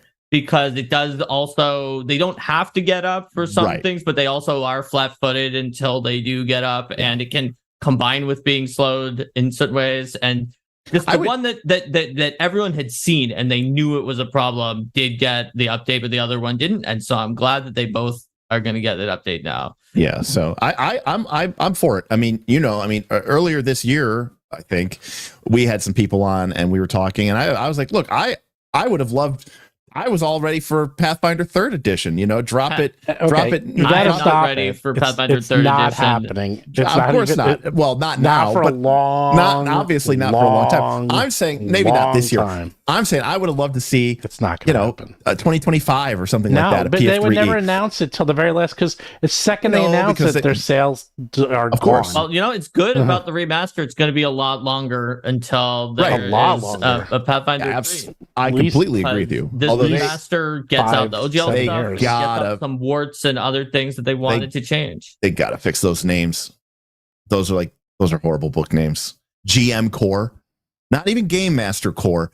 GM Core, like putting an acronym on your, on your title of your book. That to me just is like asking for trouble. Like I think people are going to. They've already shown the cover and stuff. I know. I think the ship has sailed. I know. There. Well, printing isn't happening for a month. Apparently, someone told me. Oh, okay. So, there you go. There's time to change it. That's a horrible. Okay, the literal ship that literally brings the books after it's printed has not sailed. It's not sailed yet, but it's getting close to sailing. But, no, I like it when you Mark, you're very aware of this as you literally design the game.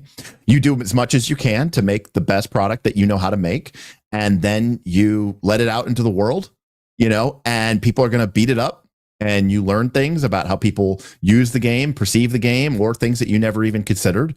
And there's a great opportunity here for them to take all those lessons learned and make the game better. And why wouldn't you want the game to be better? It's crazy to me. And there is something to be said about too much errata can make the game confusing. But if every, couple of years you step in and do a major pass over. I don't think they have to do this much every couple of years, but they were required to do something that was at least pretty sweeping to get the OGL stuff out. So the question would be why? I mean, they already had to go in and remove alignment. So at that point, there's enough surgery happening that you might as well, while the patient is open, make some other changes. It's a good, well said. Yes, in a brutalist kind of way, but yes. And again, my hope is that, as you said, look, your community is already having to step through this change. So don't hold back now, right? Like if you're going to make the changes to make the game the best version of the game that you know how to make them now. And originally I was feeling that they weren't going to do that. After this most recent Paizocon 2023, various updates and keynotes, I actually feel I'm very relieved, because it does seem like they are listening to what smart people are saying and taking that under advisement and making certain changes, or in some cases, just cleaning things up and making things better. And I think that's fantastic. Adding up. I mean, it's small stuff, but it's like, yeah, what they were talking about, there was a feat tax they were talking about. They're getting rid of it. Oh, it's like the witch. They're like, oh, we're just gonna put all the hair and the nails and all that stuff into one feat. It's like, yeah, cool. Crossbow ace really wasn't doing what we want to do. We just wanted to add a martial crossbow, so here's the arbalest. It's like, cool. Like, I think those are positive changes for the game. And there's a super chat from Glade Riven that said, I wish there was some orc news for Starfinder, and I understand why not. I wonder if Starfinder 2 will just be an add-on to PF2. Yeah, I don't think that they would do it as like literally just an add-on, because there's enough storytelling differences that even if you tried to make it more compatible, like pretty compatible, and use the same engine, you would need to at least have like a chapter or two that like talked about some significant setting changes. One of which is just everybody's flying around on jetpacks or using other techniques. Also, because many of the core planets have like very toxic atmospheres, a decision was made early in Starfinder, or maybe like middle of Starfinder, that was like, do we just make it so it's trivially easy to ignore all of these environmental things that are interesting for stories, but that mean that you can't play on those core planets until you get to higher level? And the answer was yes. Your spacesuit just like protects you from everything. And so those kind of things very much changed the assumptions of Pathfinder 2. So I don't think it would be quite that plug and play, but like, I mean, they could. Like, everyone's been asking for at least something that like uses more of the Pathfinder 2 style chassis. And when that got brought up in a stream where we had Eric Mona here, he said something really cagey, right? He was just like, I have nothing that I could say about that yet, or something that very much implied that like that they're looking into something in that genre of thing, right? Just not yet. Well, my point was, what do you think of that? Is that it's fascinating, because a lot of people seem very excited about learning new rules and learning more about the game and playing with a new system, but the people for D&D seem to be really not happy. Well, that's just selection bias. It is selection bias. It's selection bias of who you were watching the responses from. You're completely correct. I'm going to tell you, there are people who are not going to be thrilled about having to deal with those updates. You're right. It's the same way that like 4th edition D&D very good intentionally wound up angering everybody with doing too many errata changes, because they heard from the hardcore players who want those things fixed right away. And they listened. They didn't do it just because of no reason, or they just like sat around being like, he. But so many people I talked to who played D&D longer, 4D longer than I did, I wound up like moving off of it into Pathfinder. But they were telling me by the end just how fed up they were with how often there were errata changes. And like, I like having errata changes right away. Like Derik was saying, if you know a fix, why not do the fix? But I can understand why WotC, given I know from being the errata doing person at Paizo, it's a huge amount of work that like literally gives you nothing in terms of like, the company doesn't make anything from those errata except possibly community goodwill. And if you get community badwill from doing too many errata, I'm not surprised by why WotC didn't do that many errata in 5e after having that experience, right? So there's different sets of people who are going to be excited, who are of course the ones who would be like, I really want to watch the panel on what all the details are going to be. Of course, that's the people who were excited, Steven. It wasn't the people who were like, oh, I'm dreading this. I mean, maybe a few of them were like, I'm dreading and afraid of this, and now I'm going to, I can't stop but watch, but probably not the vast majority of them. Yeah, it's tough. I mean, my main experience with this is obviously like through the lens of something like Magic the Gathering. It's like, hey, this format sucks. And they're like, okay, well, we're going to ban these cards, make the format better. And people are like, hey, you made my cards that I invested in worthless. It's like, okay, yeah, but the format's better now, so shouldn't that make you happier? Yeah, I want you to somehow do both. Like, I don't know, but there is no real great answer to it, right? Like, errata is going to bother some people. I mean, I get timing, and I'm sure Paizo is not upset about it, but it's like, hey, everybody's jumping to our new game. We're selling out of our core rule books. Hey, we're coming out with new core rule books.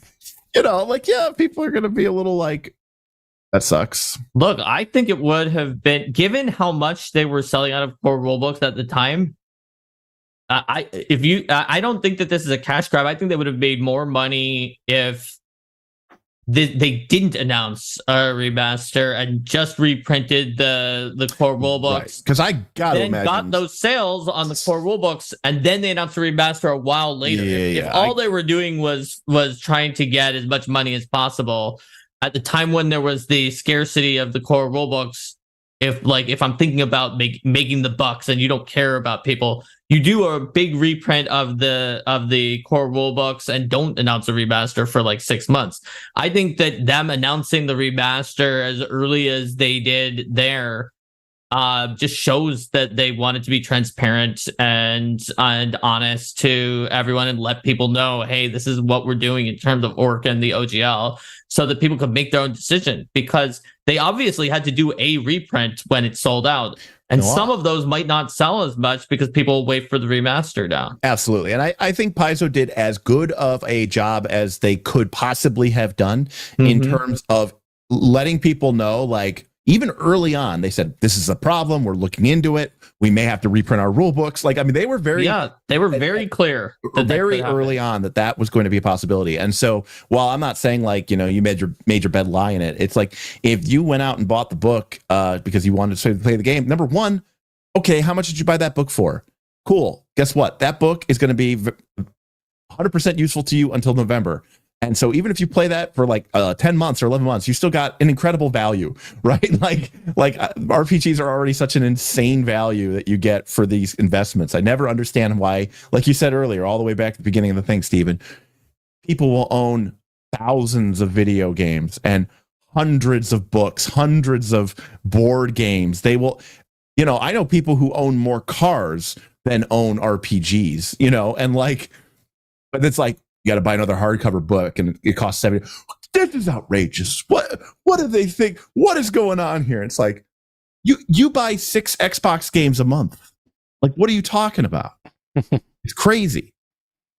If I was an RPG publisher, I just want to flip the table and scream at everybody's face. Yeah, it's even worse it's even worse for small third-party companies. I've talked to some of them. We actually had Indestructible Boy on who mentioned this too, because did his Kickstarter kick? Yes. Barely, it did. But here's the thing. The expectations, the toxically high expectations on small third-party companies are really brutal. Like, all of those people are going to expect him to do the work to update for whatever WotC changes in their changes for free. And probably on a lot of small third-party products for the Pathfinder remaster for free, despite the fact that that's going to be a bunch of extra work that he's going to have to do. And if he doesn't, then he's not going to have, like, new customers aren't going to want to go in and buy it.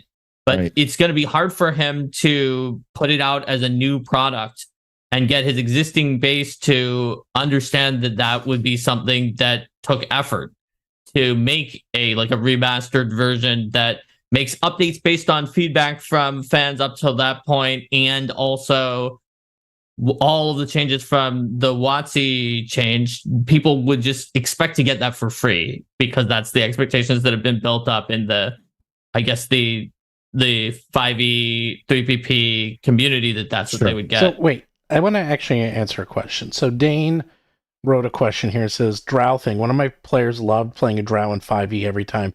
She said she can't play a drow in Pathfinder 2nd edition. Feel bad for her a little. Yeah, you can play a drow.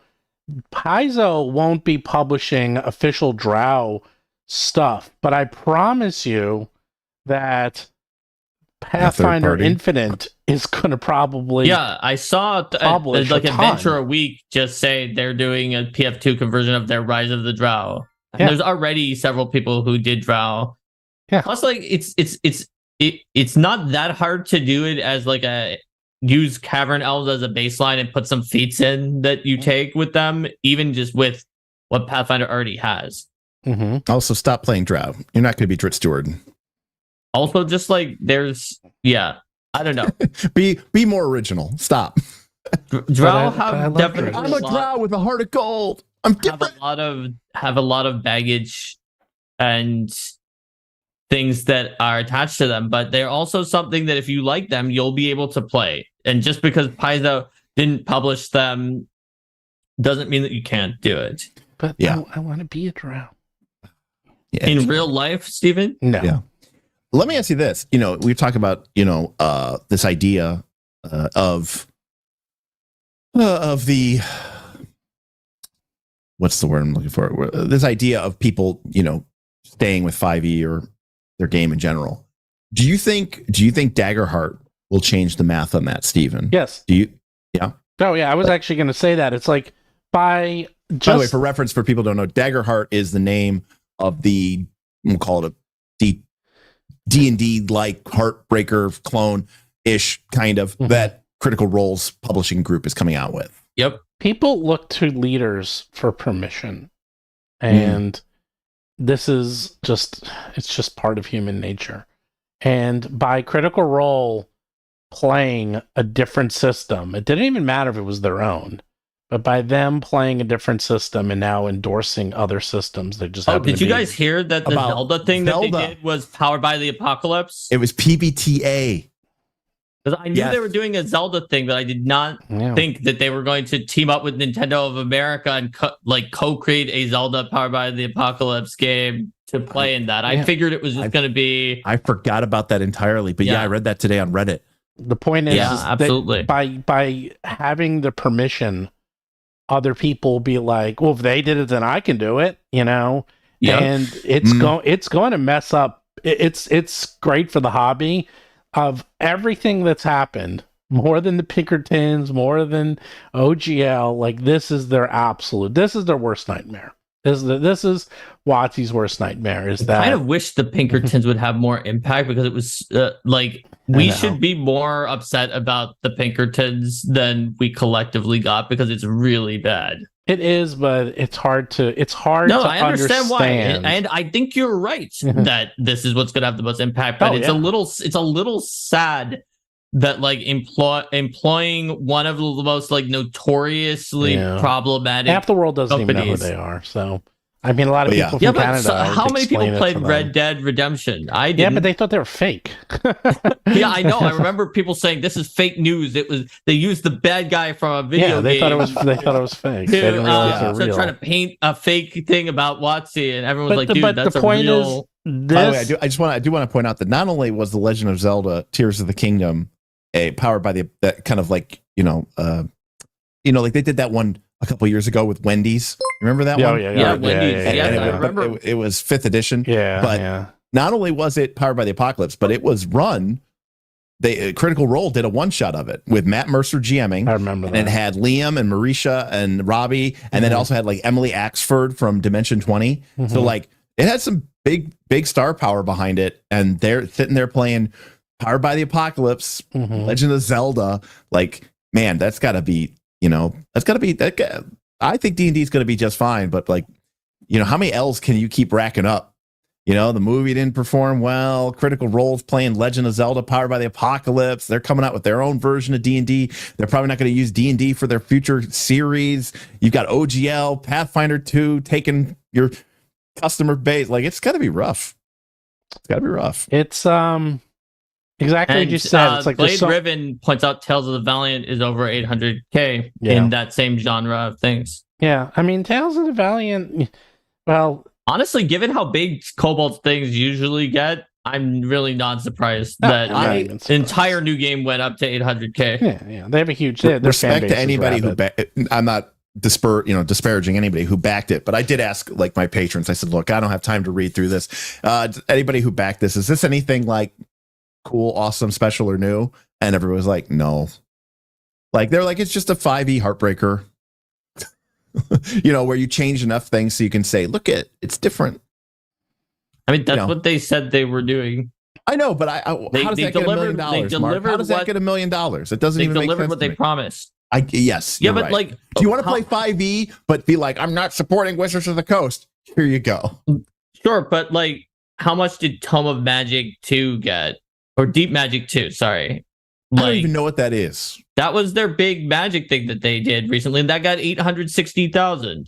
And it was a big book of spells. So a whole new game system is like a bigger deal than that. So it has not yet made more. It's obviously going to make more than Deep Magic, but I'm not surprised it made more. Kobold just does big Kickstarters with whatever they put out, right? They have a lot of people who are interested in it. And Black Flag was announced at the perfect time because it was announced.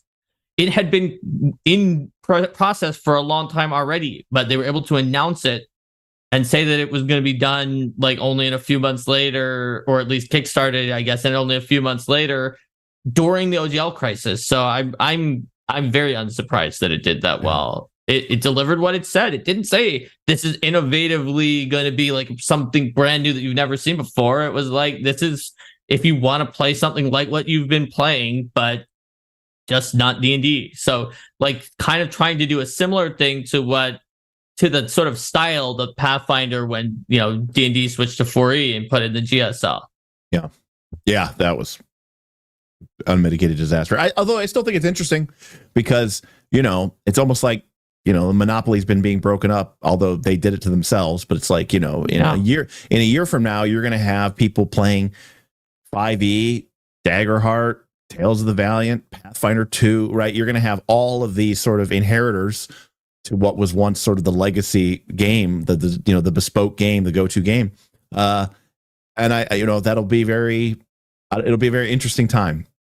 Probably frustrating, I imagine, if you're trying to play those games, because now, people are going to be like, oh, I don't play Daggerheart. I play Tales of the Valiant. It's like, but for people like us who love learning new games and things, the difference is they're like, yes, all right, let's try it. Let's see what's different in here. Let's see what's going on with Daggerheart. What stories can you tell in Daggerheart that you can't tell in Tales of the Valiant as easily? Right. And I'm interested in that. And that, I always use Jared Sorensen's sort of big 3 questions, right? Which is like, what is this game about? How do the mechanics service that purpose? And if you do what the game is asking you to do, how does the game reward you? And that is always that's sort of the main criteria I use to evaluate RPG. So I think that's like your question is like spot on, where it's like, okay, great, cool, new game.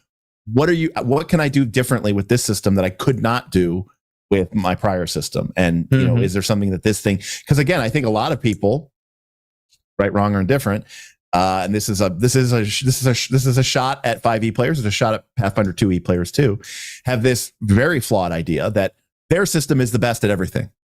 And it is the by far it can be used for everything, to do anything, and it's the best at that thing. And no system is the best at everything. And I'm here to tell you that is not true. I actually don't think that very many 5e and PF2 players actually think that it's the best at everything, but I will characterize what I think that the opinion you're discussing is that they see it at their system as sort of like the Mario. The Mario is the character that's like, the Mario is balanced and is good at everything, doesn't have particular strengths and weaknesses, they think.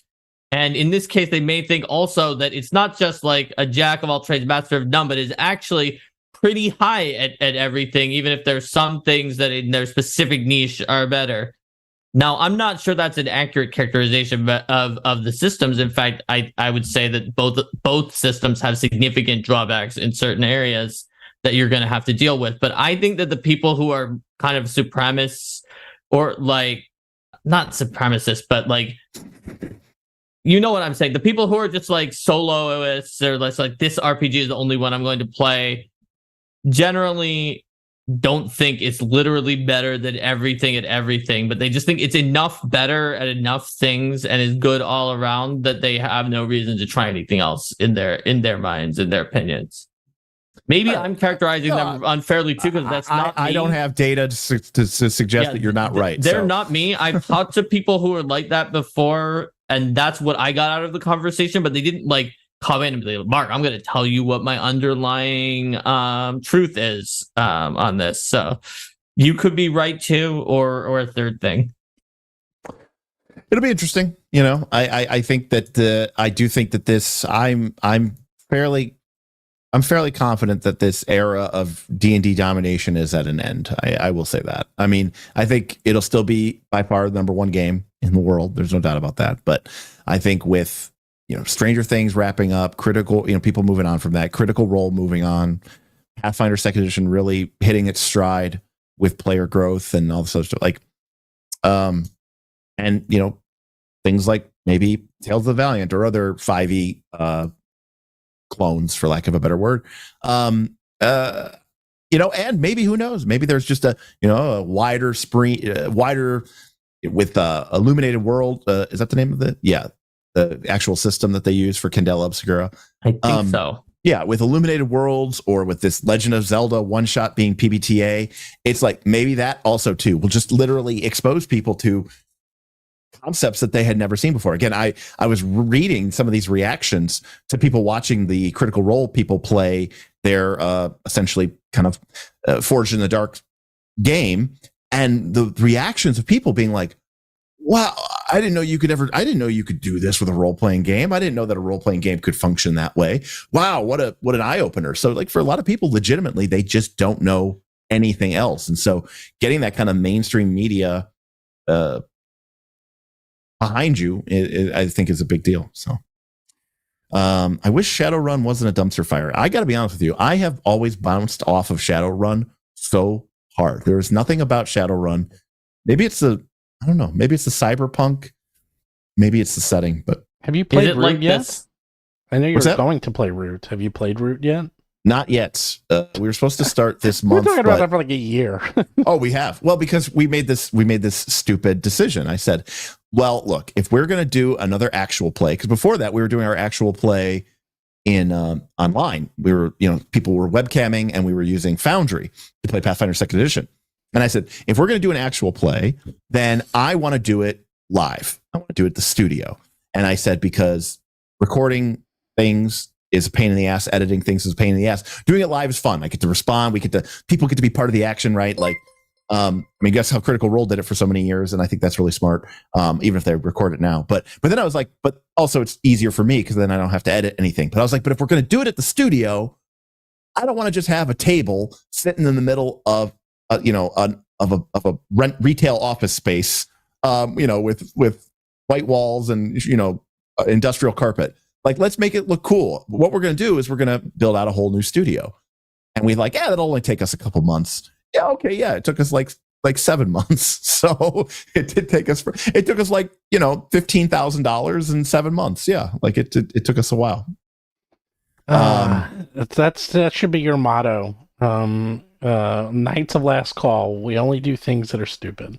That is 100% true.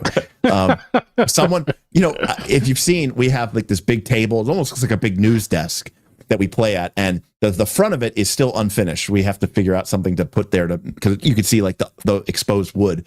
And one of our patrons was like, how about this? And he like linked to this thing on Amazon. It was like $1,500, but it's like a scrolling LED marquee, you know, where you could have like stuff scrolling across the front of it, like, you know, almost like you'd see it in Times Square with the news blotter or whatever, the Bloomberg. And I was like, oh, that's nice. And someone's like, are you serious? I'm like, listen, you can't suggest something that is wildly financially irresponsible to me and not expect me to go ahead and do it. Oh my god. Big Kid had a super chat. Yeah, Big Kid said, do you think digital integration, whether by VTT, online tools, or even 3D printing, will determine what system becomes the most popular? Great question. Yeah.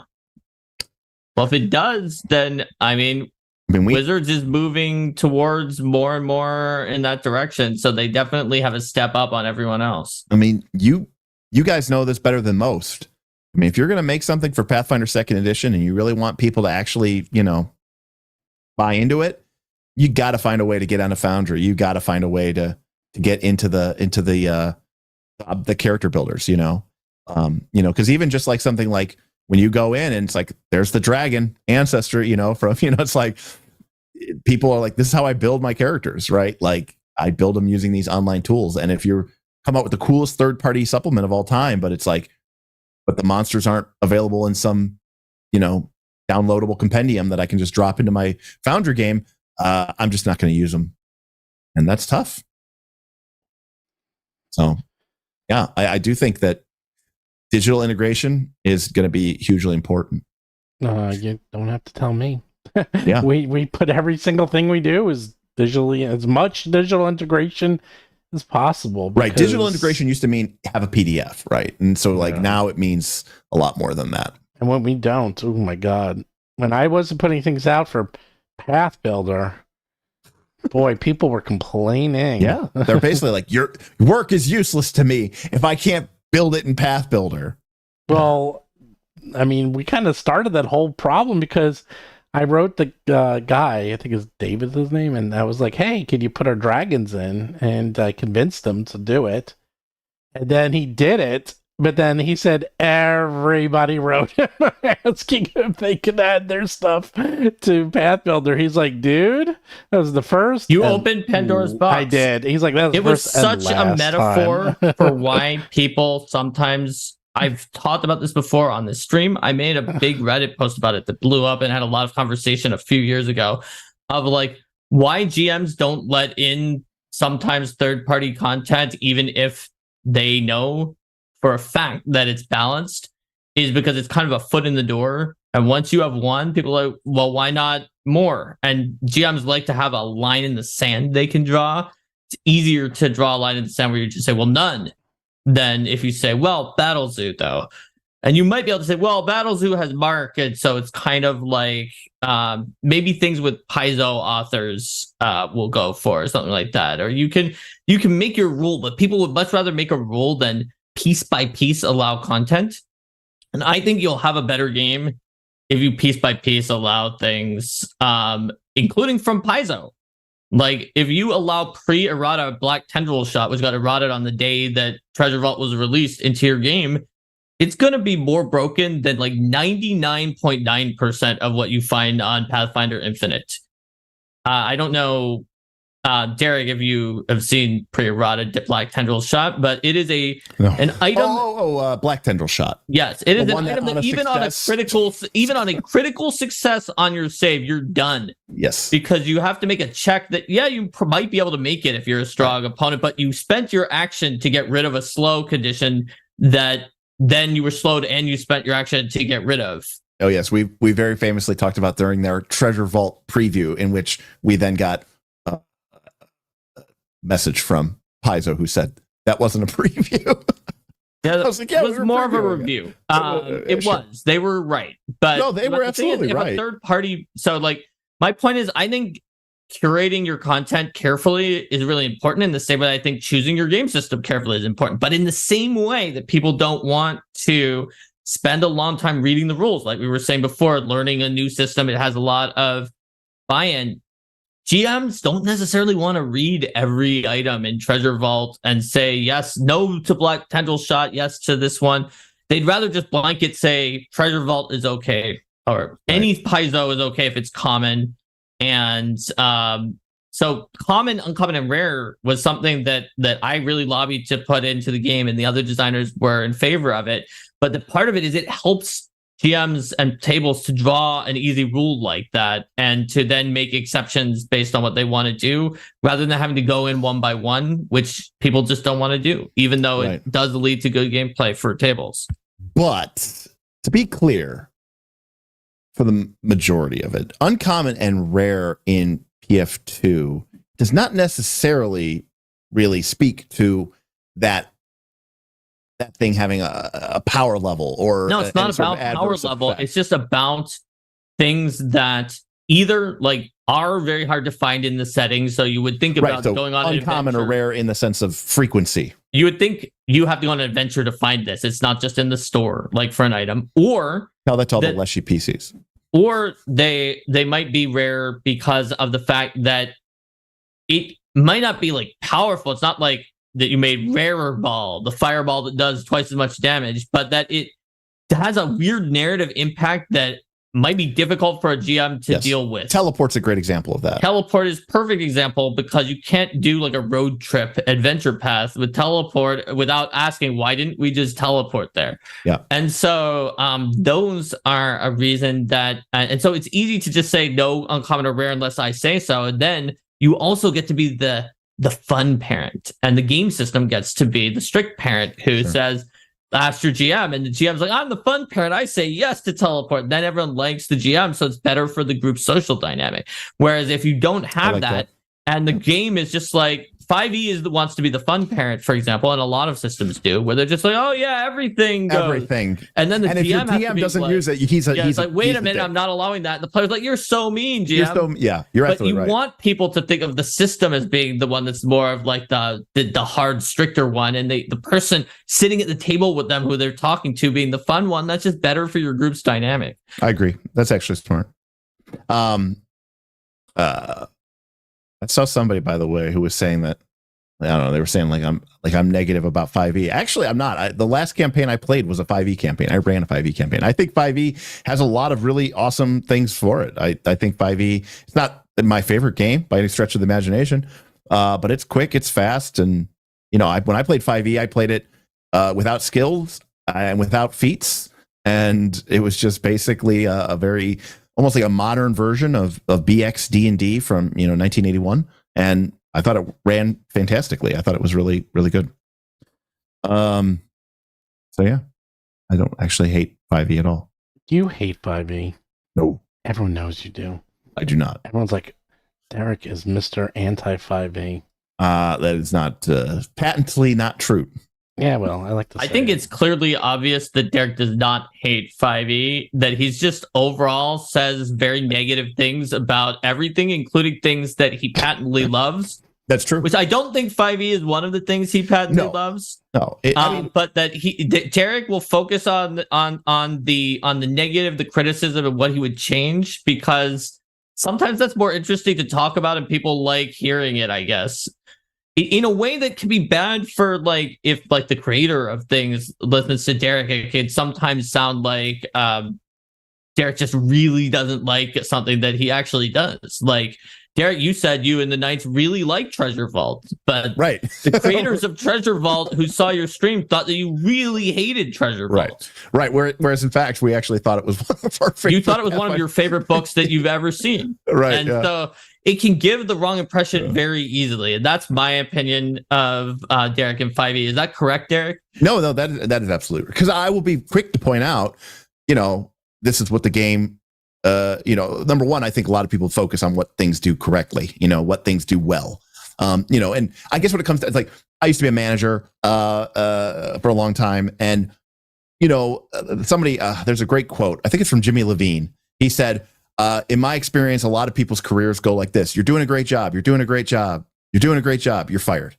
Right. Like, nobody ever gets the feedback about, okay, well, but here's what you're not doing, right? And here's what you need to work on, and here's what doesn't cut the mustard. I mean, some companies require you to come up with, like, what are 3 improvement areas that you can put in for your reports, and then you have to think of things, be like, well, remember to take your time off because you're always just in the office, and I'm worried that you're going to burn out for people who you're like, I don't know, like, this person is like really on the ball and constantly doing things. Yeah. So it's more like, I don't think anything is above criticism.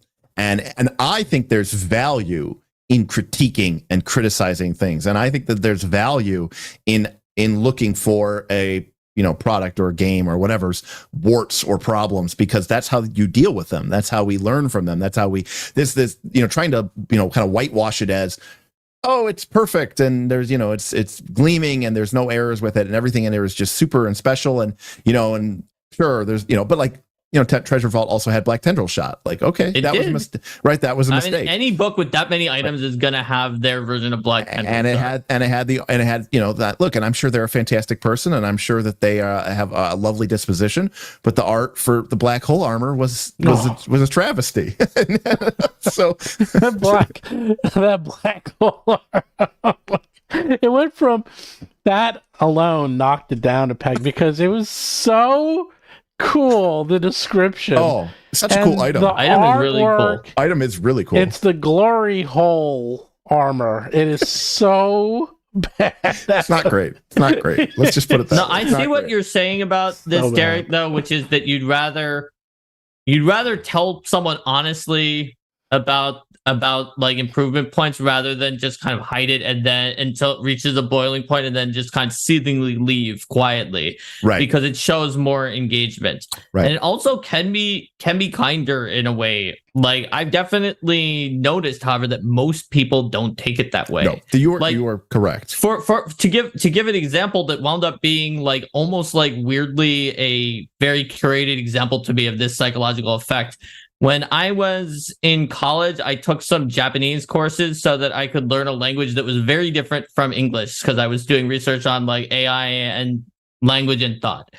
And one of the professors, people were really scared of her. And she was not like a scary looking person. She was like, I think the smallest professor. She had like Hello Kitty stuff, but she would correct you right away when you made a mistake, or she would, or like question you. She'd be like, "Is that right?" In Japanese, and then you would correct it. So people, when they had to do like interview tests or talk with her, we're just afraid to be called on, afraid to do those tasks. But I found that I got higher scores from her than from the other professors because the others would just like nod and go along and let me just continually compound my error instead of telling me, hey, this is wrong. I was, oh yeah. And then I fix it and I do things right. So, and I never got the same vibe that other people did. And I wanted to figure out why. And I was like, oh yeah, I didn't realize this, but she corrects people all the time. And so now I know that I can deal with like personality types that are doing that. And it makes sense to me, but for a lot of people, it doesn't make sense to them. It doesn't work. It just feels harsh and negative, I guess. No, I could definitely appreciate that. But again, like I said, I mean, there's also there's enough YouTube channels out there that talk about how great everything is, right? Somebody has to point out what not someone has to eat the lemon. Someone has to eat the lemon. That someone said when life gives him lemons, he just eats them. So I like that. I think it's when life gives Derik lemonade, he takes out the lemon from it and eats it. Yes. Actually, Rodrigo said Derik played 5e OSR style law. Actually, I did play 5e. The last time I played 5e, we used 5 Torches Deep, which is a really, really awesome kind of rules hack, I guess, of 5e. Probably similar to Shadow Dark, which recently made a lot of money. In the sense of like you can do a very kind of rules light game for 5e and be very effective with it. Just like I said, drop feats and drop a lot of the crazy skills and all that other stuff, and you just have like a very basic GM will call for a check, and you strength, dex, con, int, with charisma. There's no saves. There's none of this. Some of it you'll add your proficiency bonus to. Some of it you won't. And then that's it. Like that's the game. And you get a couple class features, and I think that's very compelling for certain styles of games. So, let me ask you one final question. I heard something, a description I thought was very apt for Derik. Are you ready? Sure. They said that 4th edition was an excellent game that should not have been a Dungeons and Dragons game. And that if 4th edition was anything else other than Dungeons and Dragons, it would have probably been a huge hit. Even being Dungeons and Dragons, it was a huge hit. It just didn't make as much as Hasbro wanted it to. Like it made a lot more money than most role-playing games. True. But like, I'll give you a great. You get what I'm getting at. Like I do. So let me first start with what Mark just said, and to elaborate on that. Would you say that the D&D Honor Amongst Thieves movie was a failure? Well, did it actually make money in the end? Wait, I'm going to answer all this. It made money. Wait. saved. Okay. No, because D&D last week officially closed. Like they officially closed. D&D, you mean the D&D movie? Oh, the D&D movie. Okay, yeah, it like closed the books, kind of. But their theatrical run is over, and in the end, it made like 212 million. This is the thing. It's like, and the articles were writing about this. They said, here's a movie that was in the 90s in Metacritic, and the 93 or something, 95 in like, personal review scores. Like this movie couldn't have been any better, and yet it didn't even make back its money, and there's probably not going to be any sequels.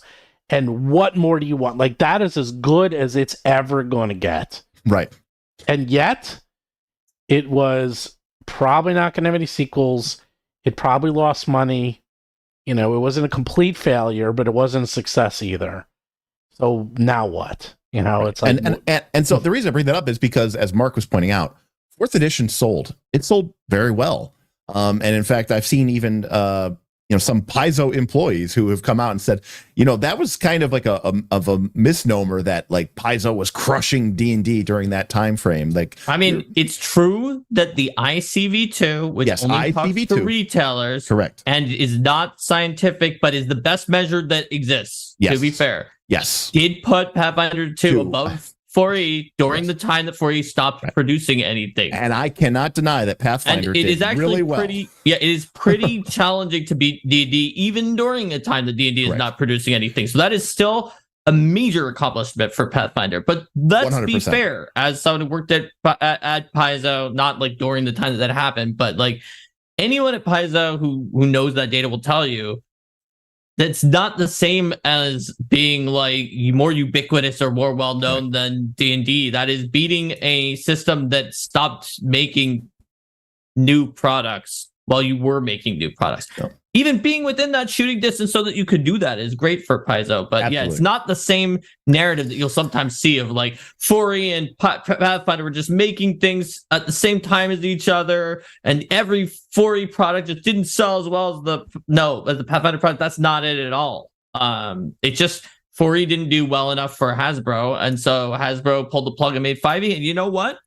5E did way better, so maybe they were right that 4E wasn't performing to its full potential, even though it was successful. In fact, they definitely were, given the amount that 5E was able to do. You could argue, you could say D&D brand was under monetized. But wow. I would say this. I don't agree with that. I agree with that statement because it's true that people took umbrage with this because they said, this is not my D&D, right? They clutched their pearls and they, retreated to, this high horse position. And they said, I want my game to be, like it was back in the 80s and then, 90s. And so you got D&D next. And here we are, years into D&D. And what do we hear? This game isn't balanced. It doesn't work. Spellcasters are broken. The monster rules don't work even close to the way that they should. There's all these problems with this and that and the other thing. Warlocks are broken because they get all their powers back. And, it's like you hear this laundry list of problems, which is a lot of the laundry list of problems that people were hearing in 3rd edition D&D. And then you look at 4th edition D&D and go, this game fixed those issues. Now, you may not have liked the solution, but, you're the ones who are complaining about the problem. So, to me, 4th edition, and there's a lot of this, it was a video game. No, it wasn't. I really, in fact, 4th edition has more rules in it for role-playing and non-combat encounters and rituals and skill challenges than 3rd edition or 5th edition D&D. The first game that has come that close is Pathfinder 2nd edition. In terms of with their victory point systems from the GMG, and they have a very robust ritual system as well. I would say that everybody, it's only a couple bucks. Go to DriveThruRPG, preferably using Nice Last Call affiliate link. Go to DriveThruRPG and go look up Wizards Presents Worlds and Monsters and character classes and races. They were 2 books, soft cover, maybe 20, 30, 40 pages that came out. They were a couple dollars because they're on PDF. They came out before 4th edition dropped. And it basically was them essays written by the game's designers and developers to understand what they were trying to accomplish with this. And it's very clear when you read these They wanted to create the best fantasy adventure game that had ever been created. They wanted to create the game of heroic knights and wily rogues and cunning wizards and devout clerics who are going out and getting into shenanigans and exploring dungeons and fighting horrible monsters and slaying dragons and saving the day. That is the game that they were trying to deliver on. And people got so hung up on, some of the look of the game, the nomenclature of the game, that they bounced off of it. So while I think that people did have a negative reaction to the game, I definitely do not agree with the statement that it was not a role-playing game. It was a great game, but that's not the statement Steven made. Or what? The statement that Steven made was that it would have done better if it had been something else. If it was called, yes, like D&D Tactics is the term that everybody or always not called even it. D&D Tactics. If it was called, like, I don't know, like just some other X and Dagger Heart. Daggers and Daggers dwarves. and Hearts. If it was called Daggers and Dwarves or something like that, it would have came done, out and a publisher like made this game called Daggers and Dwarves. Daggers and Dwarves, It was exactly D&D. 4E, other than being called Daggers and Dwarves. It had everything that was in it. I think what Steven is saying is that it would have had like a more positive reception by a mile. And I'm not sure that that's true, because I don't think that's true either. I think that it actually had a pretty decent reception, except that there were a few factors. One is there was an ad campaign for it that was like fairly condescending towards people. The game remains the same. Yes, was horrible. People who are currently playing the game, which is just like strategically a poor choice of thing to do when you're trying to convert over into a new edition. And that is something that, like, obviously if it wasn't called Dungeons and Dragons, it didn't have a previous edition, then they couldn't have made that choice. But I think that definitely is something that affected it. And you're talking about, though, Derik, the separate claim that it's like not a role-playing game, or that it is. Okay, fair enough. It does, and they did intentionally try to base certain things on successful elements from non-role-playing games. That doesn't mean it's not a role-playing game. Like, for instance, the inspiration of the way that like Xbox controllers and then the way that it became like sort of the standard, where you would have like, the X button is your normal attack and the Y button is your power attack, and like the A is roll or whatever it is. I can't remember now. I can press them correctly and my brain knows where they are, but I don't remember which letter they each are. But just a bunch of different games would all do that, and people would know it and understand it. Did inspire some of the parallelism in the class design of like dailies versus encounters versus at wills as being like those different buttons. And I think that like there's like Merles or someone who was on the record as saying that, but that doesn't mean he was trying to make a video game. It just means you can get inspired by a smart way that certain things are presented in any kind of parallel kind of game system. Yeah, I do agree. Well, number one, I agree with Glade Riven, which is, I do agree that 4E changed too much at once. That I agree. Although if you look at 3rd edition D&D and you look at 2nd edition D&D, there's still some pretty big leaps there. But 4th edition D&D was very much its own unique and new thing. There is no doubt about that. And I do agree with you that it did change too much at once. Going to what you said, Mark, I do find it so strange to me. It's so strange to me that people, when 4th edition came out, even today, people who probably have never even played 4th edition, but they have heard about it and they go, at will powers, encounter powers, daily powers, those are so video gamey and lame. And they're like, I'm going to go play this game where I have cantrips that I can use at will and powers that return on a short rest and then powers that return on a long rest. That's very different, right? Or at wills, encounters, dailies. That's so gamist. Derik, packaging. Here's my cantrips, focus spells, and slots. Packaging is very, very important to players. It's much more important than anything else.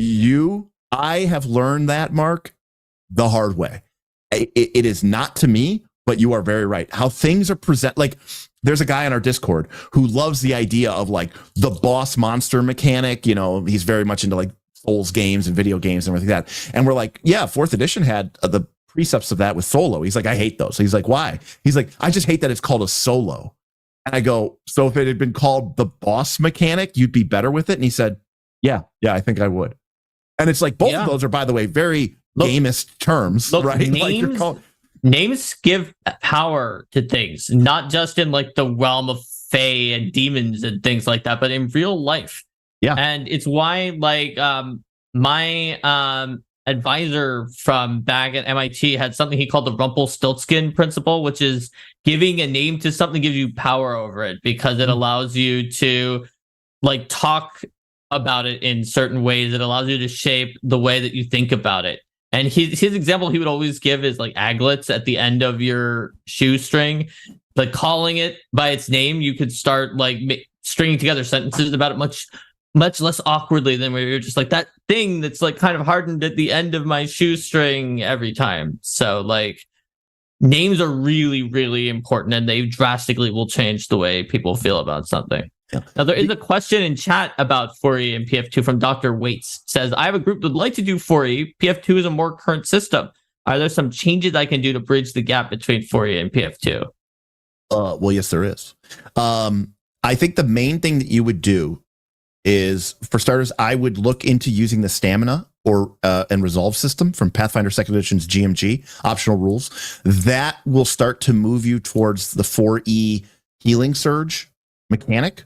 So I would definitely look into that. That I think, because resource management is a much more important part of 4E than like certain elements of Pathfinder 2nd Edition are. Pathfinder 2nd Edition, for example, you can just heal all day forever. If you have access to enough time to treat wounds or use, lay on hands or wholeness of body or whatever. 4th edition does not work that way. There's this idea that you can't get your hit points back unless you use a healing surge. So you kind of have to, it becomes like a tension mechanic while still allowing players to be at 100% HP at the start of an encounter for ease of balance. So it's kind of like kind of a yin yang there. I think that's the easiest change that you can make, and play around with some of those resolve rules. That's what I would say. There you go. And then and right now there's like a feat that you could take called help me out, Mark. Steal something from GMG tied to the resolve system. It's like steal yourself. Steal your resolve, where you are using diplomacy to get back some resolve. No, there's like one that lets you spend a resolve in the fight to gain. Okay. Stamina. That's like the self-healing surge. Yeah, the self-healing. I would just give that to people for free. That is sort of replicating the second wind action from 4th edition. Yep. Yeah, so it's very similar to second wind.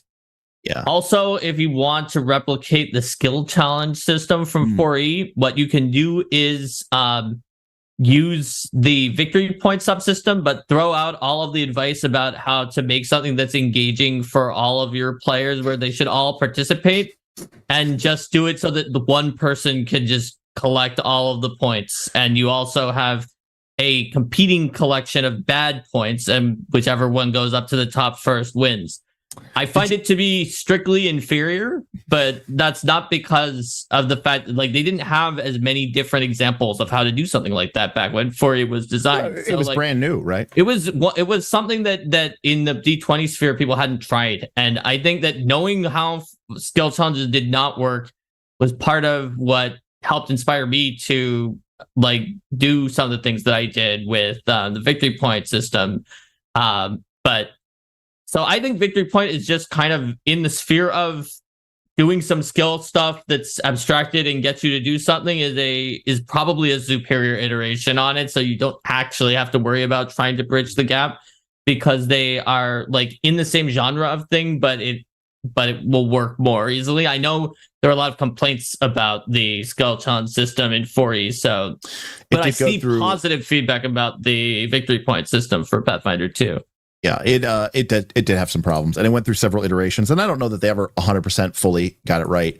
The problem was that it was superior to leave out all of your players except for the one who had the best chance, because you were overly punished for failure. Yes, exactly. Yeah. So therefore, and there was no punishment for skipping, because it didn't try to come up with reasons not to do that. So it was just like, if your players are all like, we want to succeed, they would just be like, oh yeah, Derik, your character's diplomacy is plus 15. Nobody else has plus 15 in anything in the group.